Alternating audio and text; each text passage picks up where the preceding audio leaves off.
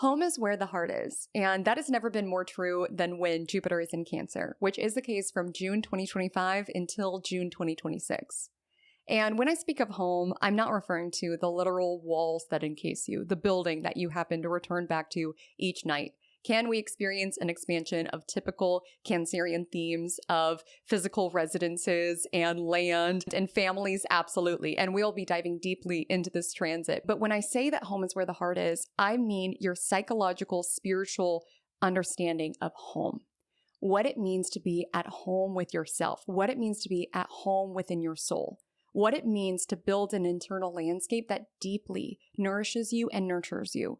What it means to build a belief system or have a sense of meaning within this world that helps you pour into you, that helps you trust your own intuition, that allows you to feel led and guided. This is one of the many blessings of Jupiter's journey through Cancer through the next year. And I say many blessings because Jupiter loves dipping into the Cancerian waters. Jupiter, to its core, is a very generous planet. And with the energy of Cancer all around what we nourish, what we nurture, this is a time that we can feel more inclined to pour into what it is that we hold dear. Jupiter is a very spiritual planet and Cancer is a very intuitive sign. So this could be a time that we feel like we are profoundly led, that we do feel like we have this sense of meaning. We feel connected to something bigger, which again can be deeply nourishing for the soul space. Jupiter is a planet that is around growth. And with its journey through Cancer, this is not necessarily a time that us collectively will be searching accolades and milestones and accomplishment. Again, some signs will experience some of those awards and accolades and successes. We'll get into our sign by sign analysis, but it's more so around wanting to get to the feeling of it. Because when we have any sort of goal, when we have any sort of desire, what we're truly after is the feeling. I want to be CEO because I want to feel that sense of fulfillment. I want to build a family because of how that would feel for my soul space. I want to win this particular award because then I'd feel validated. But I'm sure you've experienced, I know I've experienced that sensation when you reach a goal that you thought was going to bring you happiness and you find a sense of hollowness, that it didn't fix what you thought it was going to fix. It didn't fill the void that you thought it was going to fill. Oftentimes we assign this sensation of happiness around the next milestone, the next level that we ascend to. And Jupiter in Cancer is not so concerned with the levels that we ascend to, but more so the depths that we explore, the foundation that we build within ourselves, what it is that we feel intuitively led to, where it is that we find an inherent meaning within our lives, where it is that we want to give to other humans, what we want to pour into. And that can absolutely coincide with milestones and successes within the outer world, but it's wanting to prioritize what feels meaningful, what feels significant. And truly, with Jupiter transiting a lunar sign, moon has to do with emotions.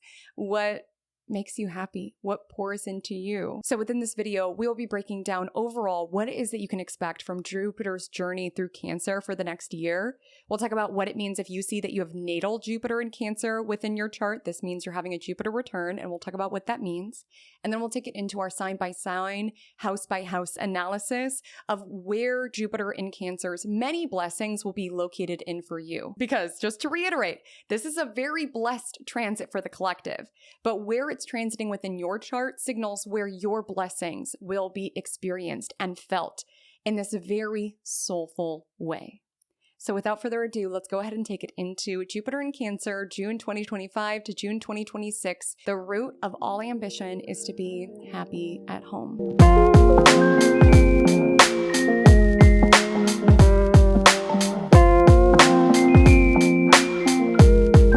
Transit Cancer from June 9th, 2025 until June 29th, 2026.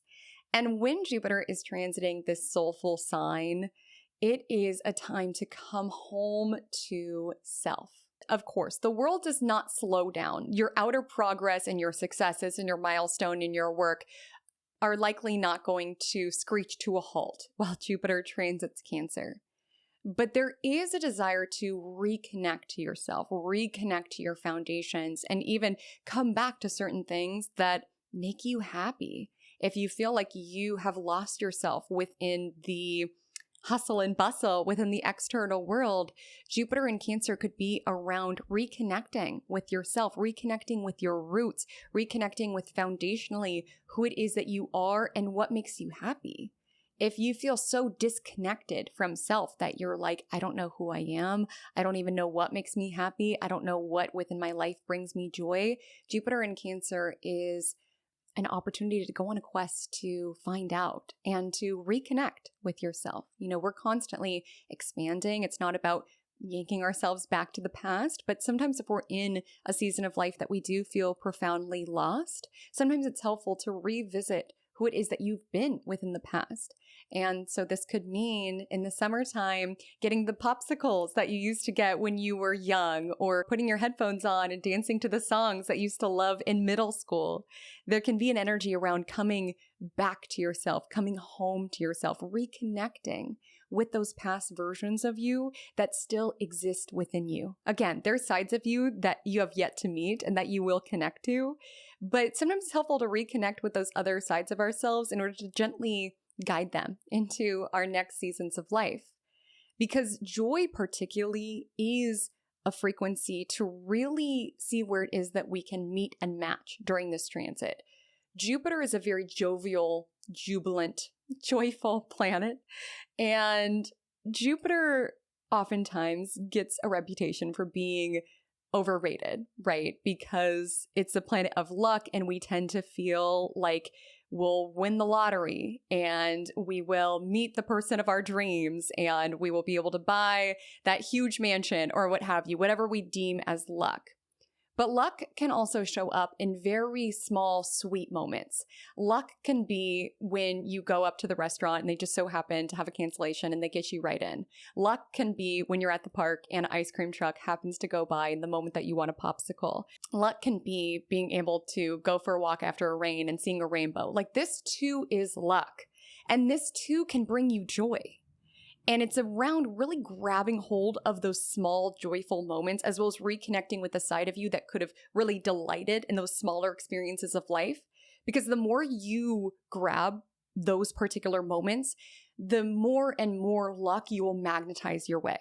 That's a huge part of Jupiter energy, is that it's the sort of luck that comes our way from faith and from optimism, expecting things to go well, and then like a self-fulfilling prophecy, they just do. Or because we are really grateful for the small blessings that divine is pouring into our life, we are a magnet for bigger and bigger blessings. Because we are tapped in with this frequency of joy, we magnetize more things to be joyful about.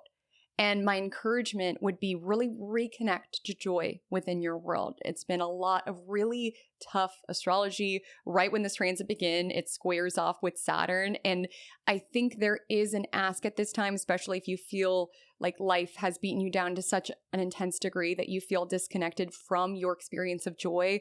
Jupiter in Cancer is an opportunity to reconnect with your experience of joy. And if you haven't felt it in some time, think about those past experiences that brought you joy and how it is that you can eat a popsicle on the beach, how it is that you can roller skate, like doing those small things that bring you joy and really intentionally expanding those arenas of your life in order to come back to you and to really pour into the feeling of it. Because as I stated earlier, that's truly what we're after most of the time. We're not after the thing, we're after what we expect it to feel like. And Jupiter in Cancer is a shift around finding more meaning in things that are more soulful. It's not saying you can't get all of the accolades and all of the awards, but it's really conjuring that experience of joy now as you meet and match these intrinsic goals that you have set for yourself. It's knowing that the joy that you desire, any other positive emotion that you desire, it's not necessarily waiting at the finish line of what it is that you accomplish. It's something to bring with you on the journey. And what's fascinating about Jupiter is that the more you tap into this, the more you are magnetic for accolades and accomplishments and success and social prestige or whatever it is that you desire within this experience. Oftentimes, when you pour into you, you have more to pour out into the world, but you also are more magnetic. And so if you feel disconnected with self, come inward, come back to self, come back to what makes me happy, who am I? And on that note, I do want to say that Jupiter in Cancer brings up themes of nostalgia. Cancer as a sign does have to deal with our roots and our past. And it's not about getting stuck there. Like, the encouragement during this time would not be to, live your life just going through scrapbooks and contemplating days past and feeling like the best days are behind you. That's not the nudge with Jupiter in Cancer.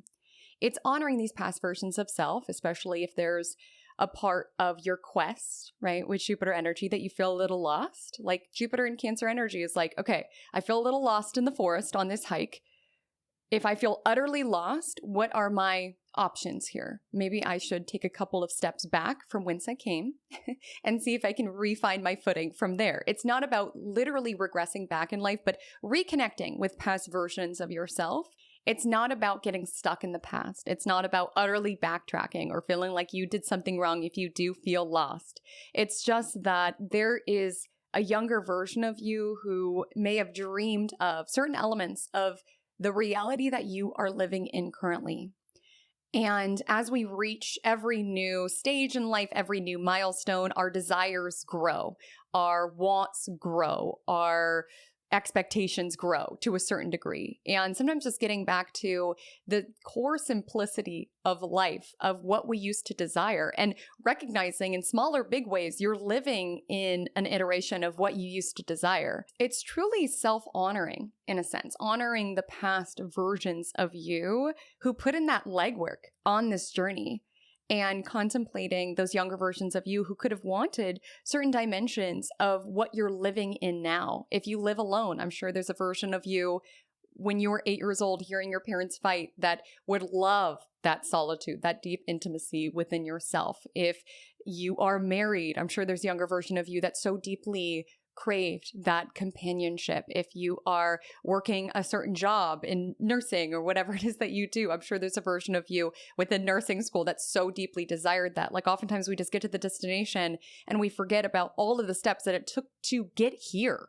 So it's not about regressing back to nursing school or back to being 8 or what have you, but just honoring those past versions of self. If anything, for perspective and for gratitude's sake around, I have more to go. Like, I'm not exactly where it is that I will be, but my goodness, I'm closer than where I was. And I need to fully savor and bask in this moment for those prior versions of self. Because Cancer is very nostalgic and sentimental, which absolutely, you can find that that's alive in music and pop culture at this time, like people resurrecting past sounds, past imagery. Nostalgia has a way of pulling at our heartstrings, and Jupiter in Cancer is all about pulling at our heartstrings. We can absolutely experience an expansion of emotions, and oftentimes nostalgia, whether that's music or movies or imagery, it pings at a simpler time, or a time that was very formative in our youth, or a time that was very formative within our lives. And it kind of brings us back to this more soulful, sometimes vulnerable place.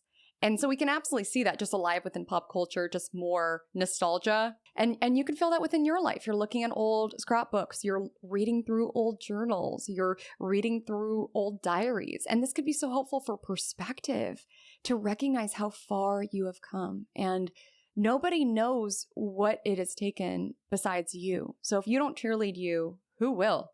Like, with Jupiter in Cancer, the achievement and the milestones is half the battle. It's also like the spiritual obstacles, the emotional obstacles that we overcame. And so it's not getting stuck in the journals and the diaries and the scrapbooks, but using them for perspective, as well as deeply savoring this particular chapter that you are in. There's more to go, but you owe it to those younger versions of you, or those past versions of you, to savor elements of where it is that you are now, to document this moment, to really see where it is that you can snapshot it into your soul as though you are taking a photo, really sealing it into your heart and into your soul, and seeing where it is that you can really honor. Like, the happiness is the point. The happiness is the goal within itself. There will always be more that we could be doing. There will always be someone who's doing better than us within the external world. Like, we have to be so intentional around setting the parameters of what success means, of even what growth means with Jupiter energy. And with Jupiter in Cancer, there is a call to be here now, to see where it is that you can almost be nostalgic about the present moment in a sense, or on honoring this will be a season of life that I reflect back on. Like I will reflect on this particular season of my children's lives. I will reflect back on the hunger of building my business. I will reflect back on how nice it was to live on my own and have nobody who was bugging me all of the time. This will be a season of life that you will reminisce on, even if there's elements of it that are not ideal, because that's life. There's always elements of it that are imperfect. There's always other desires that we are wanting to connect with and attain. But with Jupiter in Cancer, it's seeing where it is that you can honor this will be a memory one day, and honoring that your current present moment is built on many memories that have all layered and built to get you here. So it's also honoring all that this moment is built upon. It's like the moment that you're living in now is the result of many decisions that past you has made, many sacrifices that past you has made, many opportunities for growth that you've poured into within the past. You're living in the stacking of all of these past versions of self. And so it's important to honor, especially if you had poured a lot into something or worked very hard at something. It's important to savor it when it arrives. Savor it. Savor the sweetness of it. And sorry if my hair keeps changing. This butterfly clip is so cute, but it has been causing me so many problems. So I've been readjusting it. But talk about nostalgia. I mean, really, this butterfly clip. When I was younger, I used to love butterfly clips. And I used to love those jelly pens, those like jelly colored pens. I used to love Lisa Frank. And those things have such a special place in my heart. Same goes with like the TV shows that I watched and the movies that I watched, because it just captures a certain season of your life, and perhaps even an innocence associated with that time, or a simplicity that's associated with that time. And we tend to think as we get older that there's no time or space to be joyful, that a pen colors sparkly. I really want some jelly pens. Those were great.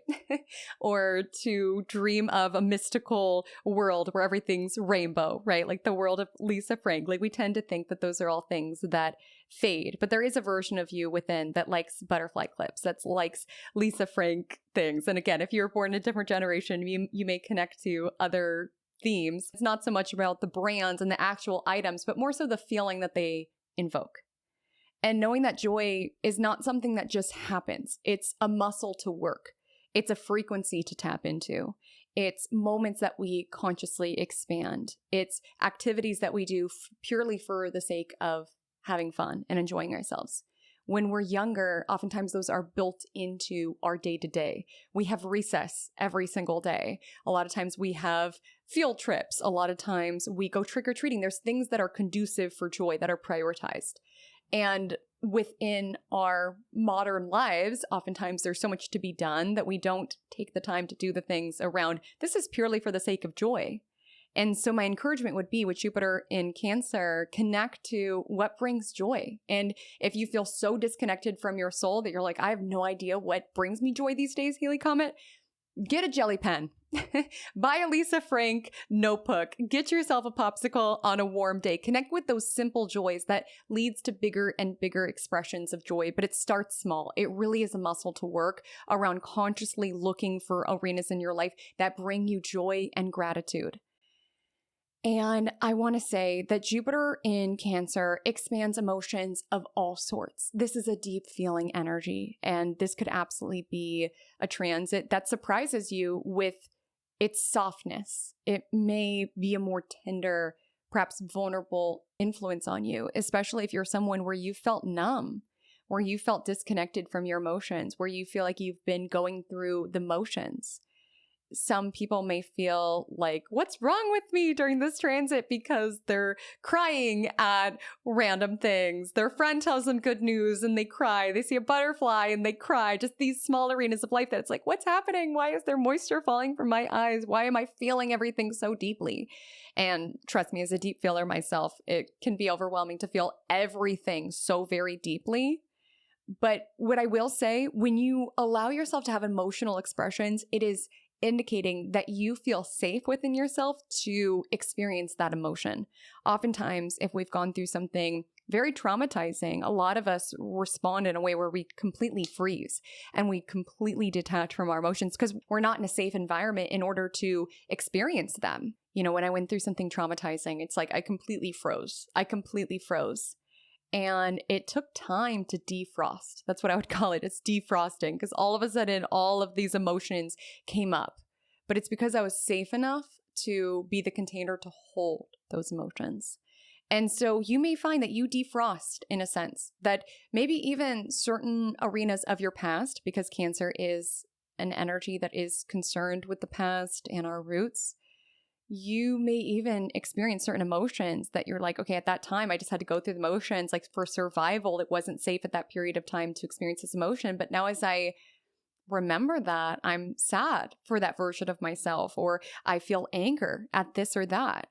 And it's where it is that you can nourish yourself and nurture yourself amidst those feelings, reparenting yourself. For some, Cancer as a sign is archetypally associated with home and family. And so with Jupiter in Cancer, you could be really expanding your definition of family, maybe even contemplating how your chosen family deeply nourishes you and nurtures you, and maybe even just contemplating certain themes of your ancestry, certain themes of your familial structure, where you just recognize with time, maybe with that defrosting, recognizing that was not okay, or I raised myself, or one of my caregivers was deeply flawed and that's why they hurt me. Like there can be contemplations of these themes, which Cancer energy, it's governed by the moon. Like we have waxes and wanes. We have ebbs and flows. Like we have ups and downs. Emotionally, we have ups and downs. I'm not saying this overflow of emotions is going to be all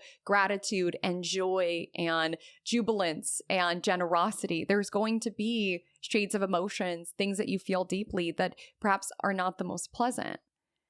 But with Jupiter in Cancer, there can be an energy of being who you needed at those seasons of your life. And that doesn't mean judging yourself for your emotions. That doesn't mean abandoning yourself. That means nurturing yourself and honoring. The reason we defrost in such a way is because there's still a version of us that feels the pain of that believes in the story of that. I feel that with Jupiter in Cancer, some individuals can find that whether this is through your spiritual journey or through study, through therapy, whatever it is, some individuals may experience actually diving into these themes and freeing yourself from them, around recognizing, no, it's not that I was a bad child. It's not that I was inherently flawed. It's not that I wasn't good enough. I was just raised by a caregiver who did not have the capacity to meet me or care for me.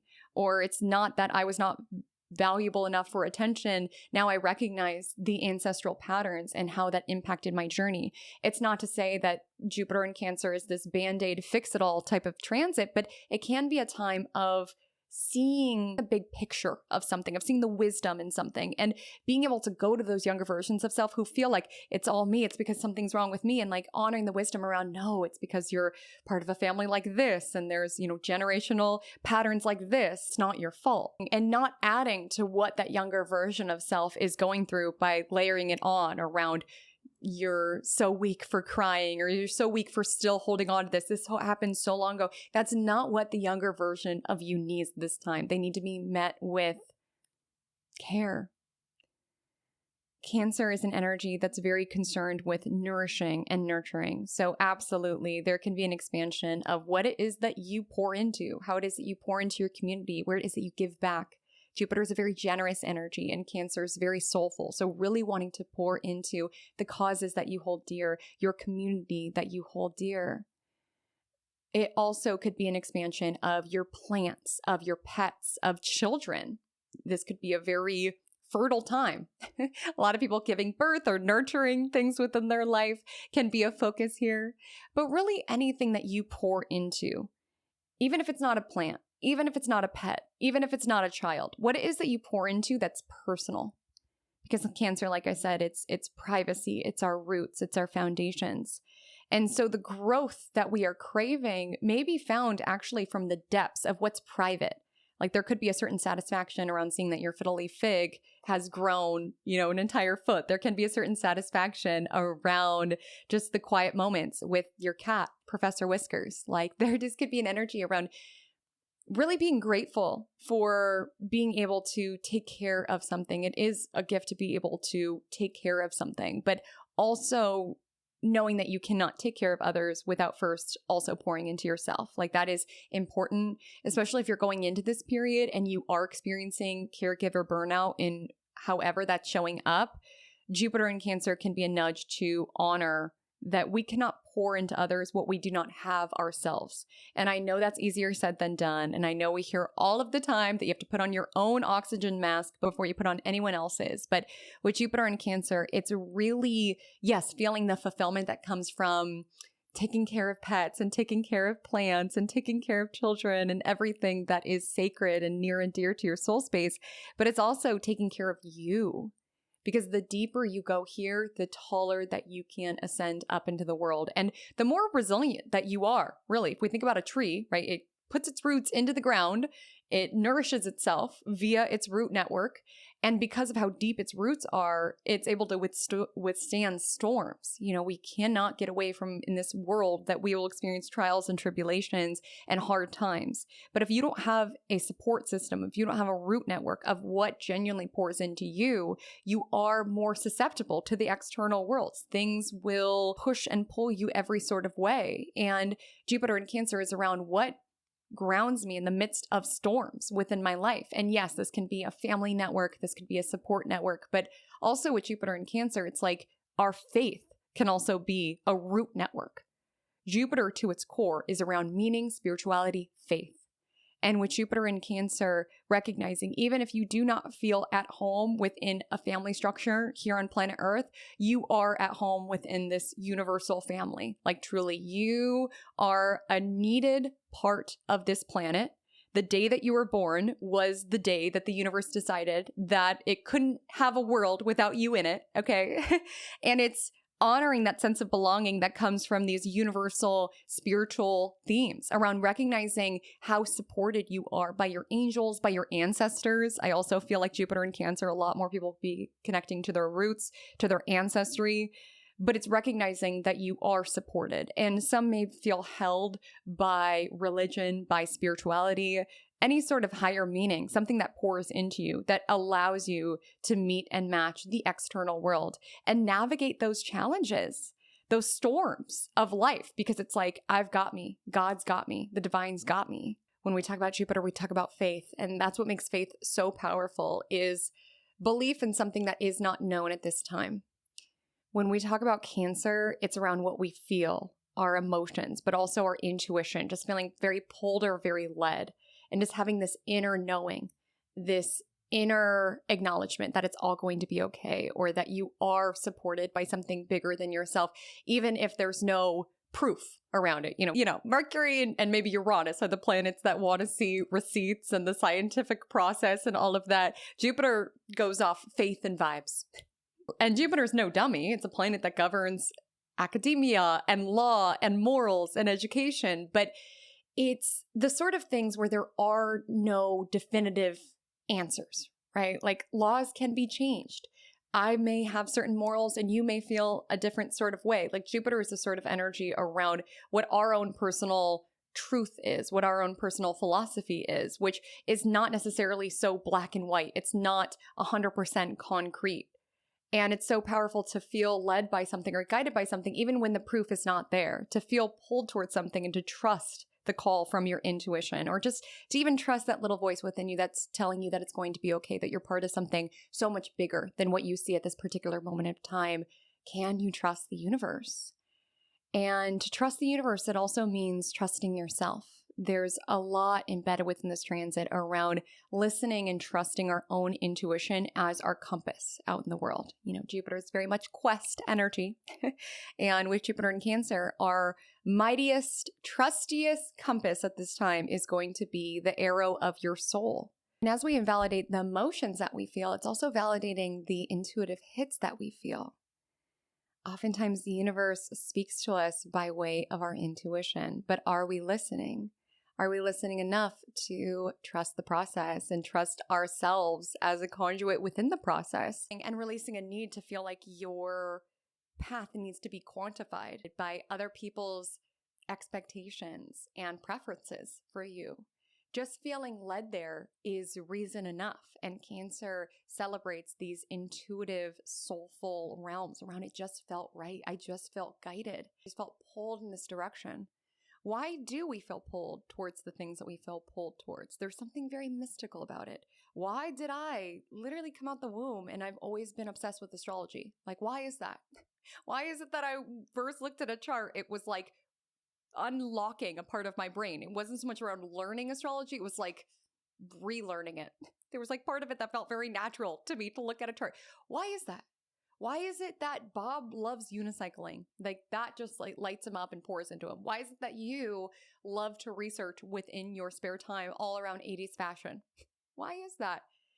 A lot can be told to us by our joy and our emotions, how we feel around certain things. And why do we feel so soulfully called towards certain things? Why do we feel so soulfully resistant to other things within our life?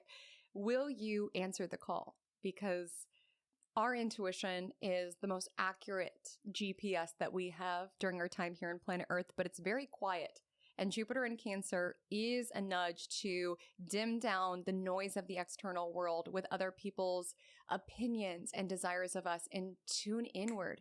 Tune into what your soul is guiding you towards, because that's how the universe is working with you and through you and around you, is via your intuitive pullings. Are you listening? Do you trust the process enough to listen, even if there's not quantifiable evidence at this particular chapter in the journey? Will you trust your inner voice? And that could be around, yes, this direction feels so good. It feels so soulful. It feels so aligned. I'm building a life that doesn't just look good on the outside. It feels good on the inside. Or around, this is not a fit. This is not making me happy. I need to protect my peace. I need to preserve myself. I need to be that safe harbor for myself. You know, Jupiter is a positive transit, but I do think around this transit, a lot of individuals could be making decisions that are best for their own protection and preservation and security. And that is not always understood by the outside world. And I think with Jupiter in Cancer, it's releasing the need for all of your decisions and priorities to be validated by the external world. But I could potentially see during this time, dependent on the house, of course, I could see that some individuals may be releasing relationships that they recognize I'm not being poured into and I deserve to be poured into, or cutting off family members where it's like, this is a toxic situation and I need to choose myself. Doing the deep work around going to therapy, going to EMDR, not pleasant, but it's impactful as it relates to the care and keeping of you. Which at the end of the day, it all comes down to the care and keeping of you. If you are in a relationship, a family situation, a job that is very toxic, that is just like soul draining, it is not worth it if it is destroying you. And with Jupiter in Cancer, there can be a shift around wanting to prioritize your own safety and your own security. And yes, Cancer is an energy that's very nurturing. It's very compassionate, but I would really encourage not to extend that compassion at the expense of yourself. I think it's fascinating that the very beginning of this transit, Jupiter will square Saturn in Aries.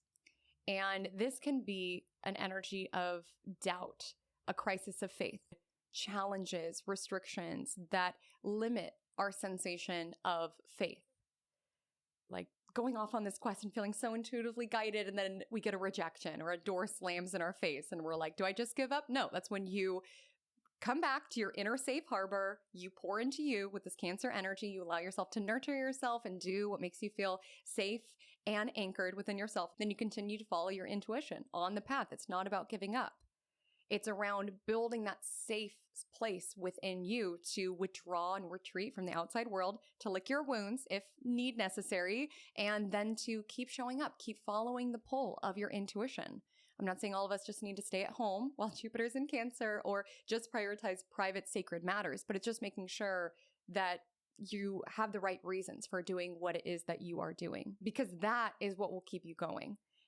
Cancer is an energy that can hide within its own shell, especially with the square to Saturn. Like when we feel bruised by the outer world, when we feel rejected, like Cancer's the crab. So retreating back into our shell and maybe even just wanting to be like, okay, the outer world isn't safe. And so I'm just going to retreat into my own safe space. Again, it's absolutely creating that own safe space, but it's also nourishing yourself within your safe space in order to keep going off on the quest, even amidst the challenges and the hurdles, because having that safe space within, having that sense of faith in something bigger will help you keep meeting the barriers, the restrictions, the no's, the Saturn stuff of life. It's inevitable. Even when Jupiter is exalted, we still have some Saturn energies there.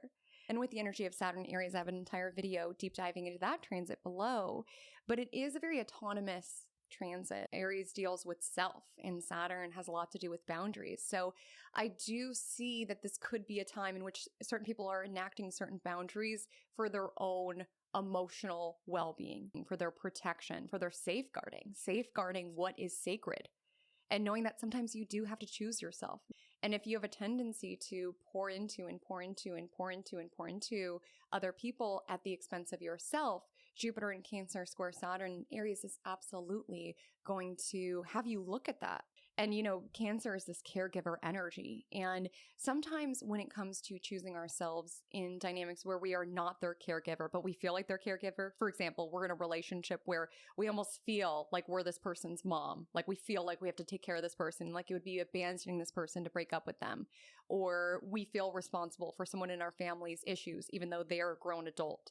Like with Jupiter in Cancer squaring Saturn in Aries, there also could be a theme around recognizing how am I actually enabling by always being the one that swoops in and fixes this arena of their life, and the one who always listens to all their problems and pours into them, even when it's not reciprocal. Like there just can be an awareness of the limitations that your nurturing needs to have. And I don't mean that in terms of kids and plants and pets, like things that are actually literally dependent on us. I just mean other dynamics of life where we can feel like that. We could feel like if I break up with this person, I'm abandoning them. If I set boundaries with a family member, I'm abandoning them. But you are not these individuals' caregivers, and you will drain your reservoirs within trying to nurture them into taking accountability and responsibility for their lives, which I go into it with Saturn Aries, but this is a transit where we're all being encouraged to take responsibility of our own lives. And you cannot do other people's push-ups for them. No matter how much you pour into people and nurture them, they have work that they have to do. And you may find around that time, or even throughout the entirety of Jupiter in Cancer, it will also square Chiron and Aries later on, which could also bring up these themes. There can be a nudge around, yes, pouring in and nurturing what it is that you hold dear, but not at the expense or the detriment of yourself. And so this could show up in a nurturing capacity. It could also just show up around feeling a lack of faith, not being sure what it is to believe in or that you believe in. Jupiter then squares Neptune, which can speak to this energy of feeling very lost, feeling confused, again, feeling intuitively led and inspired in some moments of the journey, and then feeling utterly confused at other moments. Having your North Star clearly in front of you and following that, and then having clouds come in and you're like, now I don't know what I'm led by. And with Jupiter in Cancer, it's not saying you have to chart the entire path at that particular moment, but it's coming back to your soul space. We find the path when we are filled ourselves. If you're in a season of life where you're like, I don't know what to do, I don't know what change to make, I just feel so unfulfilled, the encouragement, especially with Jupiter in Cancer, is firstly come back to you, pour into you first, because those outer things are not necessarily going to fix it. Unless you are in a situation that is actively not safe for you, absolutely, Jupiter in Cancer can be prioritizing the safety and security of your own soul, but a new job won't necessarily fix it. A new relationship won't necessarily fix it. A divorce won't fix it. A move won't necessarily fix it. Again, it's not to say that you can't make those moves in your life if you are feeling drawn to make them, but it's knowing that they're not a band-aid, and that emotion that you're hoping to get to is not necessarily there waiting. And so sometimes it behooves us more to focus firstly on feeling good, on pouring into ourselves, and then make those decisions from that soulful, anchored place. Because sometimes when we're drained and we're just looking for the outer world to fill the void, anything that we select is going to feel hollow and empty. Versus if we pour into self, we'll recharge our intuitive bandwidth so that we're able to really tap into our compass and guide our pathway forward. And so there might be certain themes of feeling a little lost in June. Jupiter square Saturn, certain challenges, a lack of faith at this particular moment. That energy of gratitude and generosity could be hard to plug into. And then with Jupiter square Neptune, I don't know what to believe in. I don't know where I'm going. And trust that the path will be made clear. Firstly, you take care of you. That's step number one. I also want to say, just in reference to Jupiter's journey altogether, Jupiter will trine the North Node. And so Jupiter will be involved in the eclipses come September. And so it's trusting that there is a fated reason of why you are drawn to what it is that you're drawn to, or why you are drawn away from what it is that you're drawn away from. And it's trusting that things will make sense in time, even delays. Like if you felt frustrated in June with delays or no's or rejections, you may see that some of those rejections were really your protection. And some of those rejections were really the universe's protection come eclipse season in September and come the time that Jupiter is trining the North Node. Sometimes our biggest blessing is that we did not get what we thought that we wanted. I look back at some of the things that I wanted and I'm like, girl, thank God has a better plan than I do. But it's hard in the moment, especially if it's like ego punch, or we thought it was going to happen faster, or we're having to exert all of this patience and we want what it is that we want right now. But it's like we are being prepared. Like sometimes the universe is preparing us and aligning us and things are moving. And a lot of times we don't necessarily see all of those dynamics of it. Like Jupiter is in a lunar sign. Moon comes out at night. Inherently, it's a very mysterious energy. The universe moves in mysterious ways, and sometimes it moves around saying no to what we're not a fit for and what is not soulfully aligned with our path in order to align us to something that's a wholehearted yes. And there's a part of Jupiter in Cancer trining North Node in Pisces around honoring the bigger cycles that are playing out, honoring the universe and its wisdom and its guidance, because sometimes it knows better than us. Sometimes we're so insistent around, this is what I want, and what the universe has cooking up is so beautiful, we wouldn't even known to ask for it. I know that's the case for me. I never asked for this. Like I never consciously set out to be an astrologer. It just happened and it's so beautiful. I would have not even known to say that this was my dream job, because astrology was always my nerdy hobby and I always used to love to make videos for fun. Like I didn't even know that was possible. And here I am living in the manifestation of that. And it's like what I envisioned for my future, that pales in comparison to what I'm living in. And there are blessings in the pipeline just like that for you, custom tailored to your soul and your destiny. And there is a need to trust in that and trust in the mystery of that. I do want to say come October and December, Jupiter squares Chiron. So Jupiter in Cancer brings up a lot around belonging. Like I said, family unit. And with Jupiter in Cancer, some individuals could be expanding their family. Some people could be reconnecting with their family, connecting to their ancestry, connecting to their ancestors on the other side. There can be a focus upon that. But it also can bring up this profound expansion around belonging. And if you are more so in the camp with Jupiter in Cancer, where for your own self-preservation and protection and happiness, you had to set certain boundaries or you had to go no contact, there could be elements that you feel in October and December around really feeling the weight of that. Grieving the parents that you wish that you had, the family holiday celebrations that you wish you had, the sense of belonging you wish you had, even outside of family structures, like looking at other people with their friends and craving and desiring that sensation of belonging and wanting to feel poured into within that way. With the square to Chiron, there can be pangs activated at this time. So it's not to say that Jupiter in Cancer is all sunshine and rainbows, but it is a lot of sunshine and rainbows. But to have the rainbows, we need to have the storms, right? Like Cancer is ruled by the moon, which has fluctuation. So it's the ups and downs, the ebbs and flows, the waxes and wanes. We cannot have one without the other. Each deepens and fortifies the other. And so, yes, it's hard to feel things deeply and feel the sads and the sorrows and the despairs, but feeling that also allows the highs, the happiness, the sweetness, the generosity, that gets even more sweeter on the other side. How is it that we allow the fluctuation of our own emotions as well as the world around us? How do we go through the storm and take in the sweetness of the rainbow, honoring that both are part of weather and both are part of this experience? And where is it that we can hold space for our own storms, right? And our own rainbows that happen within our own soul and not judging ourselves for that. Think of things that you care for. You would not judge a plant if its leaves were droopy. You would not judge your cat, Professor Whiskers, if his paw was hurt. You would not judge your child if they had a hard day at preschool. No, you would nurture the need at that particular moment. Can you wrap yourself in that same amount of tenderness? Can you wrap yourself within that same amount of nurturing? That's what Jupiter in Cancer is going to ask you for.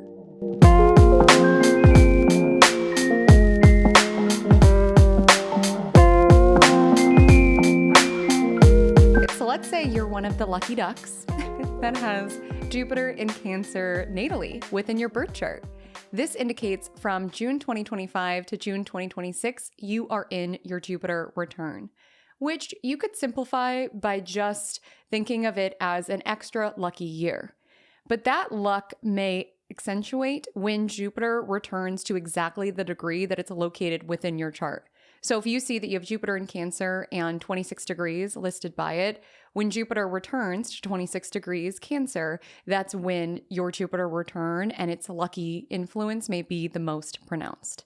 And yes, this can be a lucky time for you, but it's not necessarily saying that all of you are going to win the lottery and get engaged to your favorite actor, your favorite actress, and travel the world. I mean, maybe one of you listening, that will be your fate during this Jupiter return. Mostly it shows up around this openness, this profound desire for growth and for expansion.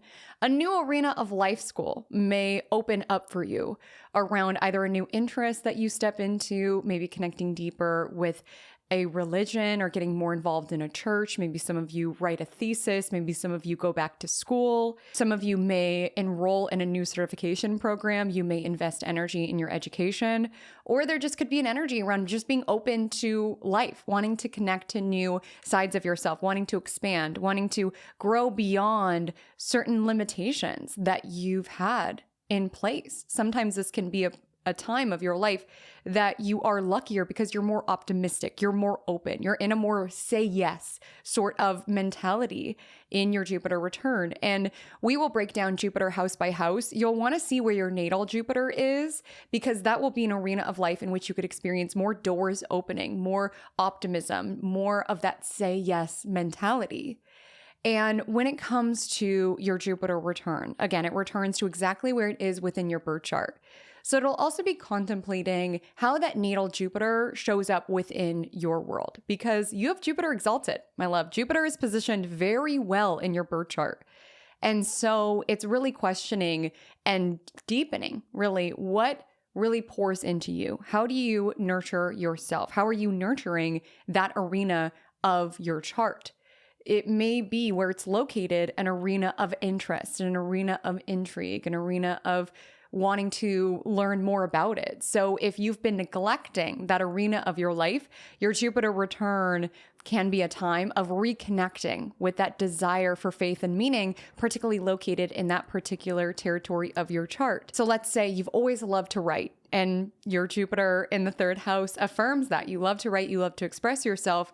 Your Jupiter return can be a time that you get back in touch with that side of yourself. Keep in mind, as we talked about, Cancer can be a sign that is associated with our home, with our roots, with the foundational parts of who it is that we are. So some of you could get back into something that you've always loved, you've always been interested in. For some of you, you've always been good at. Jupiter can be an arena of life that we experience relative ease within. So some of you could reconnect around, gosh, I missed writing. Like you could take a writing workshop, you could enroll in a writing class and reconnect to that side of yourself.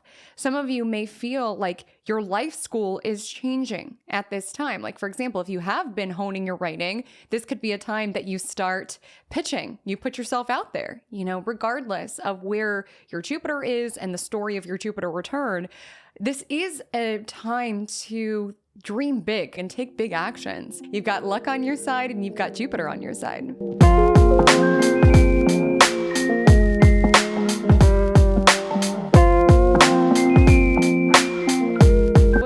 As we stated, we're all going to be a little bit more lucky with Jupiter in Cancer. It's not to say we're moving into a year of utter utopia. I wish, you wish. but it can be a time that there is this return back to soul space. And my hope while Jupiter is in Cancer is that we can really return back to the humanity of each and every one of us. And we have so much about our life currently that really diminishes us to our productivity and our efficiency and the value that we create out in the world. And Jupiter in Cancer is an attunement to what's happening within the inner one. And so this does give a spark of optimism. I mean, the planet in its exaltation does give a spark of optimism around turning back to the humanity of it all, especially since we're experiencing this with Pluto and Aquarius, which we're just witnessing within the movement of AI and just people wanting to replace humans with robots. Like Jupiter in Cancer is like, robots cannot replicate our soul space, and they cannot replicate what is sacred about being a human being. So this will be an auspicious time for all of us, or at least this kind of sacred recalibration period. But there are certain signs who may experience more luck, more ease at this time. So firstly, Cancers. If you have strong Cancer placements, you can definitely be blessed throughout this Jupiter in Cancer transit. When it conjoins your Cancer placements, that can be a time of openness, of breaking through self-enacted limitations or even family-enacted limitations. Departing your comfort zone, saying yes to life can be a theme here.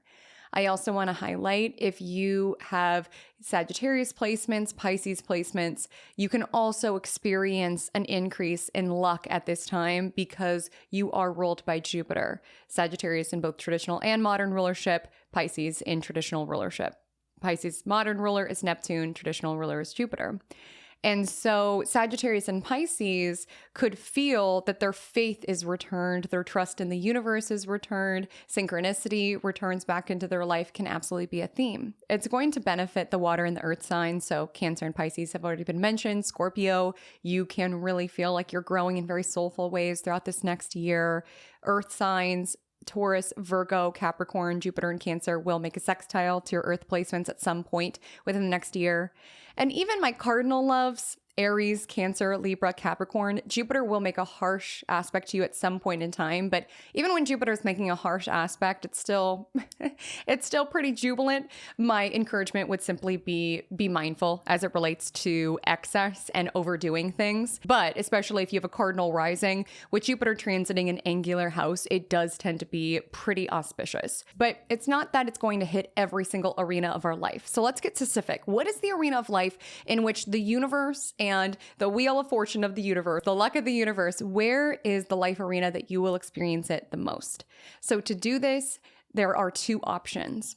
The first being, if you utilize whole sign house system or you are newer to astrology, my encouragement would just be to find your rising in the list below and advance to that timestamp. As an option, I've also included sun sign. I do utilize solar houses, so I would listen to your rising sign as well as your sun sign forecast, and those are the arenas of luck, growth, expansion that you can experience throughout the next year. Put most of the weight on ascendant and think of your solar houses, the horoscope listed under your sun sign. Think of that as the cherry on top, so to speak.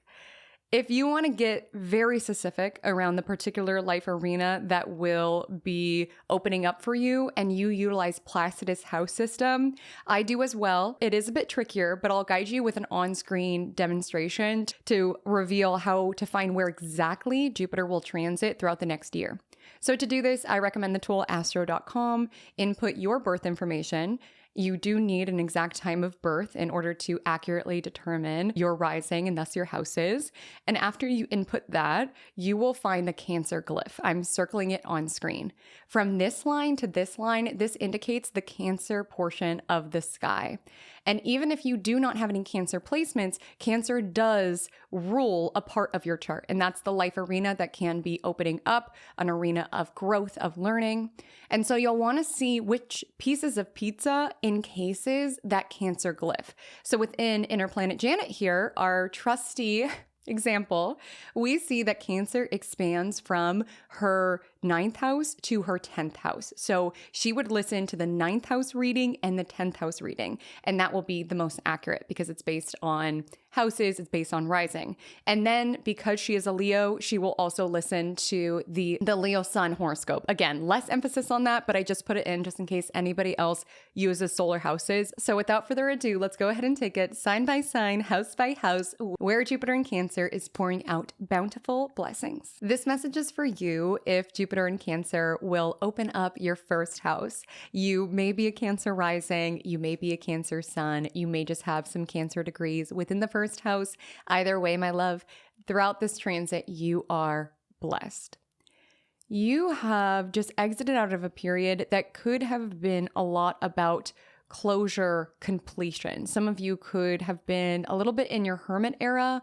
You could have been craving a little bit more solitude. There could have been certain life arenas that prompted you to really go within. There could have been an energy around really contemplating the past Jupiter cycle, the past 12 years of growth or so, and wanting to grow in a new direction. And I want to let you know that throughout this period, luck is on your side. Luck is on your side. The universe is on your side. And the results that you can set into motion can be as expansive as you want them to be. It really is a matter of how big you are dreaming and envisioning at this time. With Jupiter in the first house, there is this optimism that you are embodying at this time. When we talk about first house, we talk about identity. I also think of it as kind of just like aura. It's like the energy that people pick up on when they are around us, right? Immediately. So it's the aura that you exude. And with Jupiter in your first house, you have like a magnetic aura at this time. You have like a sparkly aura. And for some of you, you worked hard to have the aura that you have, okay? Especially if you're a Cancer placement. I mean, you had a Pluto opposition that is now over. And even with Jupiter in the 12th house, it can be sometimes painful. We come inward, we release what does not serve. A lot of you have really done the work. And then with Jupiter in the first house, you want to expand, you want to grow. Like if some of you dealt with certain themes around sorrow and despair, it's like, I need to reconnect with my joy. I need to step into new sides of myself. Some of you will be prompted at this time to step into visibility. And that may not be the most comfortable domain for you, Cancer. I know not all of you are Cancer, but that may not be the most comfortable domain for you, having some Cancer degrees within your first house or being a Cancer sun or Cancer rising. Cancer is a sign that is associated with the crab. They have their exoskeleton for protection. They're sensitive. It can be an energy where you sometimes want to retreat from the harsh external world. And that's exactly what you did. Like I said, you could have come out of a period where you were a little bit more removed from life. You were perhaps spending more time alone. You were perhaps more invested in your spiritual practices. You could have quit things. You could have released things. And now you're in this energy around wanting to put yourself out there. When I think about the journey of Jupiter from the 12th house to the first house, I always think of coming inward to expand outward, or like an arrow, right? We pull it back in order to launch it forward. And that's kind of the energy that you're in. You're ready to launch. And after this period of inward reflection and contemplation, it's time for you to be seen. It's time to put yourself out there. And I think a huge part of success for Cancer placements, or an energy that I would encourage you to tap into as a Cancer placement, is the power of cycles. You are ruled by the moon if you have strong Cancer within your chart, and the moon has its fluctuations. It waxes and it wanes. And so it's knowing that the moon is not full the entire lunar cycle. And thus, you don't have to be out in the world at every moment. Like, your life can be a delicate dance around where it is that you are accessible and putting yourself out there, and where it is that you are coming inward and honoring those seasons of your life without judgment. And after this period of potentially being in a winter or hermiting, whatever it is that you want to call it, it's time for you to put yourself out there and to follow your intuition around that. And some of you might even be sharing something that's a little more sacred or private to you. There can be an energy where sacred or private to you. There might be an energy where you are debuting a different side that not everybody sees you as. And it's knowing that there can be a lot of power in leading from a space of tenderness and leading from a space of softness. If you're an energy around, well, who would listen to me, or who needs a leader like me? We need leaders like you. And you can feel like the reasons why you would not succeed as a leader, whatever your chosen aim is because, I'm too sensitive, I'm too empathetic, I care too much. Like, those are exactly the reasons why you would be an amazing leader and why you are someone who should put yourself out there in that way. And for some of you, having Cancer in the first house denotes that in big ways or small ways, you may be seen as someone who is a nurturer. Some of you might be a mom, you might be a parent, you might be a pet parent, you might be a plant parent, or you might just be like the therapist friend, the one who's always pouring into everybody else. And we love you for that. But where this transit is going to challenge you is around what it means to pour into yourself.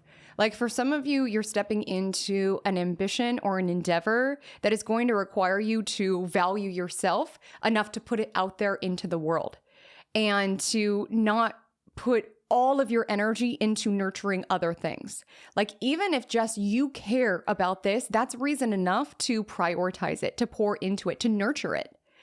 And so some of you can be pouring into something that is personal to you or is individual, and it may require you to pull back your energy from where it is that you are watering gardens that are not growing or watering situations that are not benefiting you. By no means am I implying that things need to be transactional.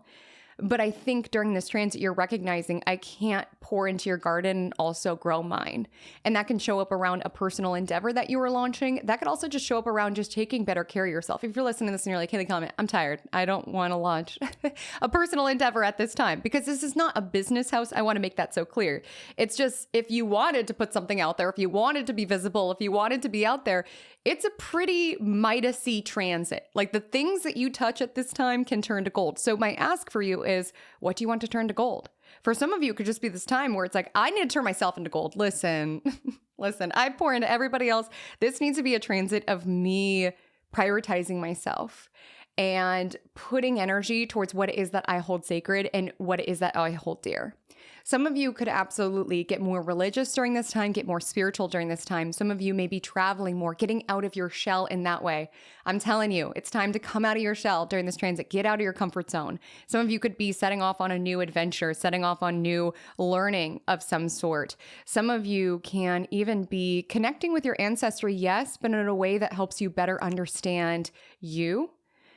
Jupiter in the first house can also be a time that we are in this very say yes mentality. You're saying yes to things. And because of that, this does tend to be a transit that favors excess and overdoing.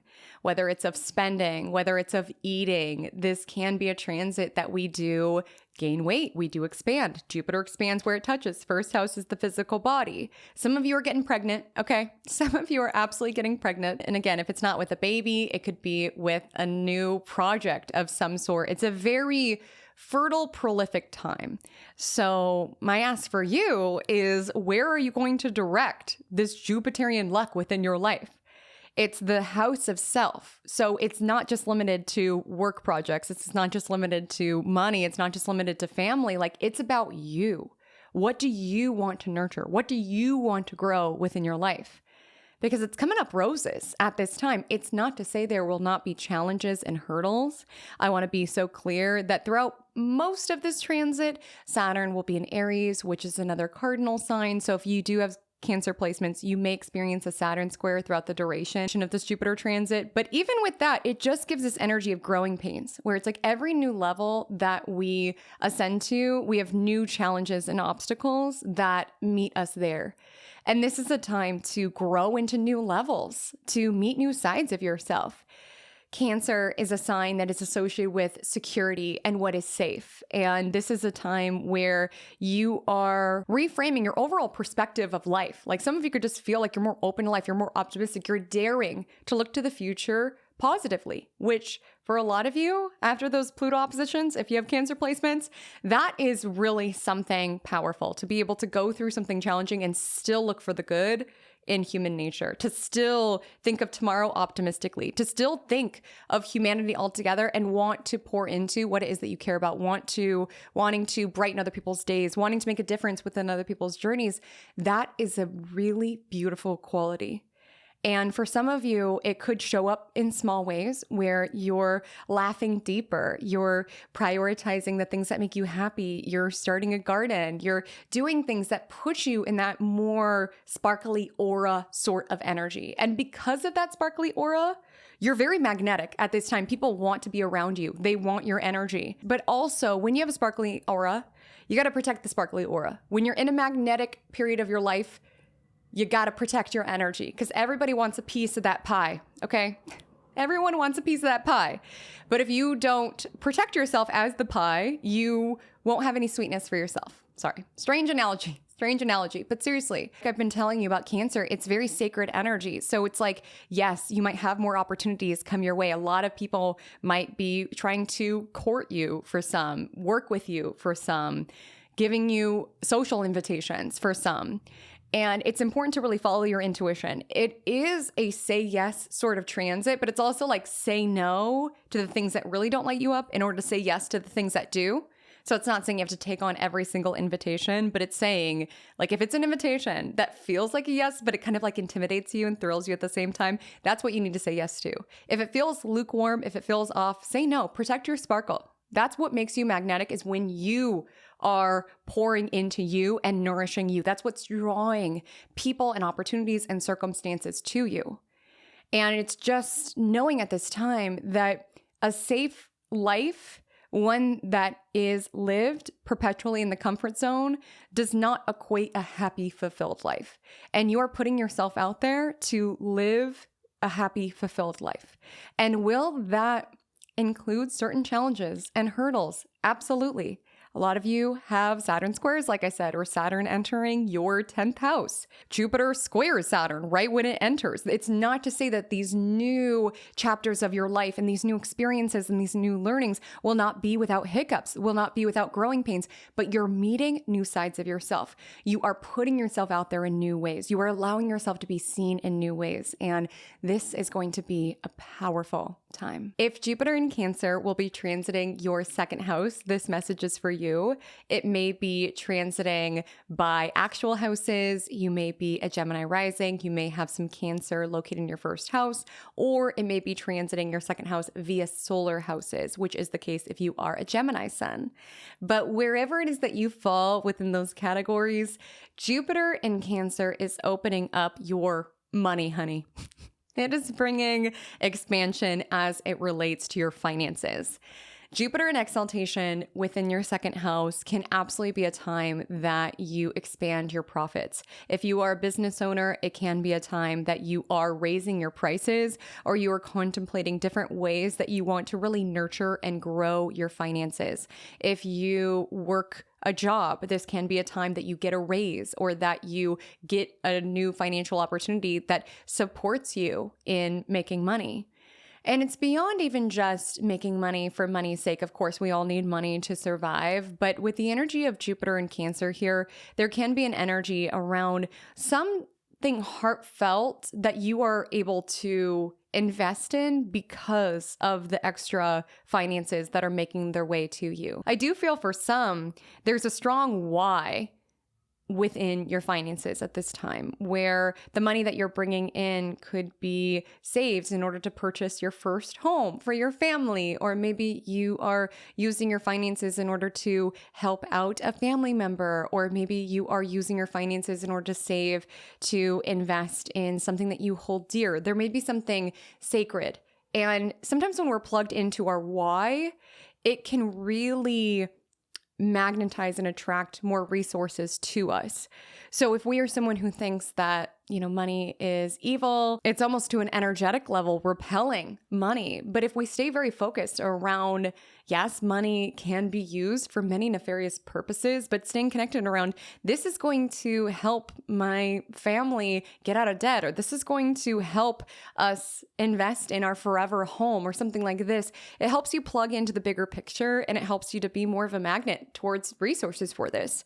Maybe it's even staying focused on all of the good that you can do do with your finances. This might be a time that you are more generous. You're really wanting to pay it forward. If someone paid it forward for you when you were struggling, this might be a time that you are attracting more abundance to be able to make someone's day or help someone out, especially if that hand was extended down to you. Like, this is really how we make a difference, truly. Not forgetting where we even come from, even with Jupiter in Cancer. Maybe you had certain experiences when you were younger where you and your family relied on the food bank, or you had a family member who took you shoe shopping, and now you have an opportunity to volunteer for the food bank or take a younger nephew of yours shopping. But now that you're in a different financial position, it's not forgetting what a huge impact and change that can make on someone's life, truly. I remember I was a barista when I was in college, and like most college students, I was absolutely struggling eating mostly just the bagels at the coffee shop because we got those for free. So just try to eat as many bagels as possible. Even now, I don't eat that many bagels because I'm like so scarred from just like pretty much eating bagels my entire college career. Nevertheless, my last day of the semester at the coffee shop, I was chatting with this professor who always came to my shop.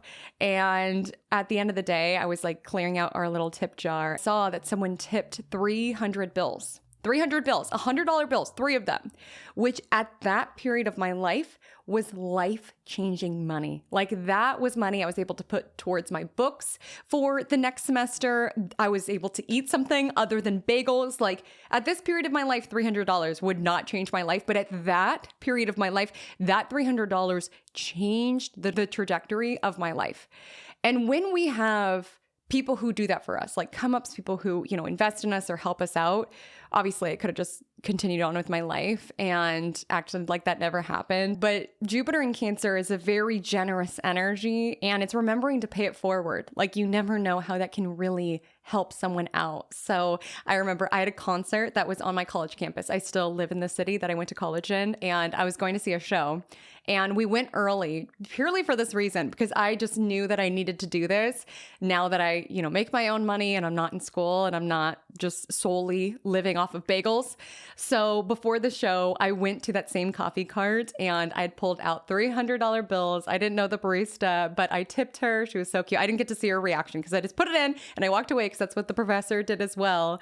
And it just meant so much to me. Who knows if she needed it at that particular time in life, but it was important to me to pay it forward because that really changed my life and made me believe in the kindness of humans. So even if it's just something small, like buying somebody else's coffee or being able to help out with a cause that really impacted you, I'm a big believer that those little shifts that we do can really make a difference.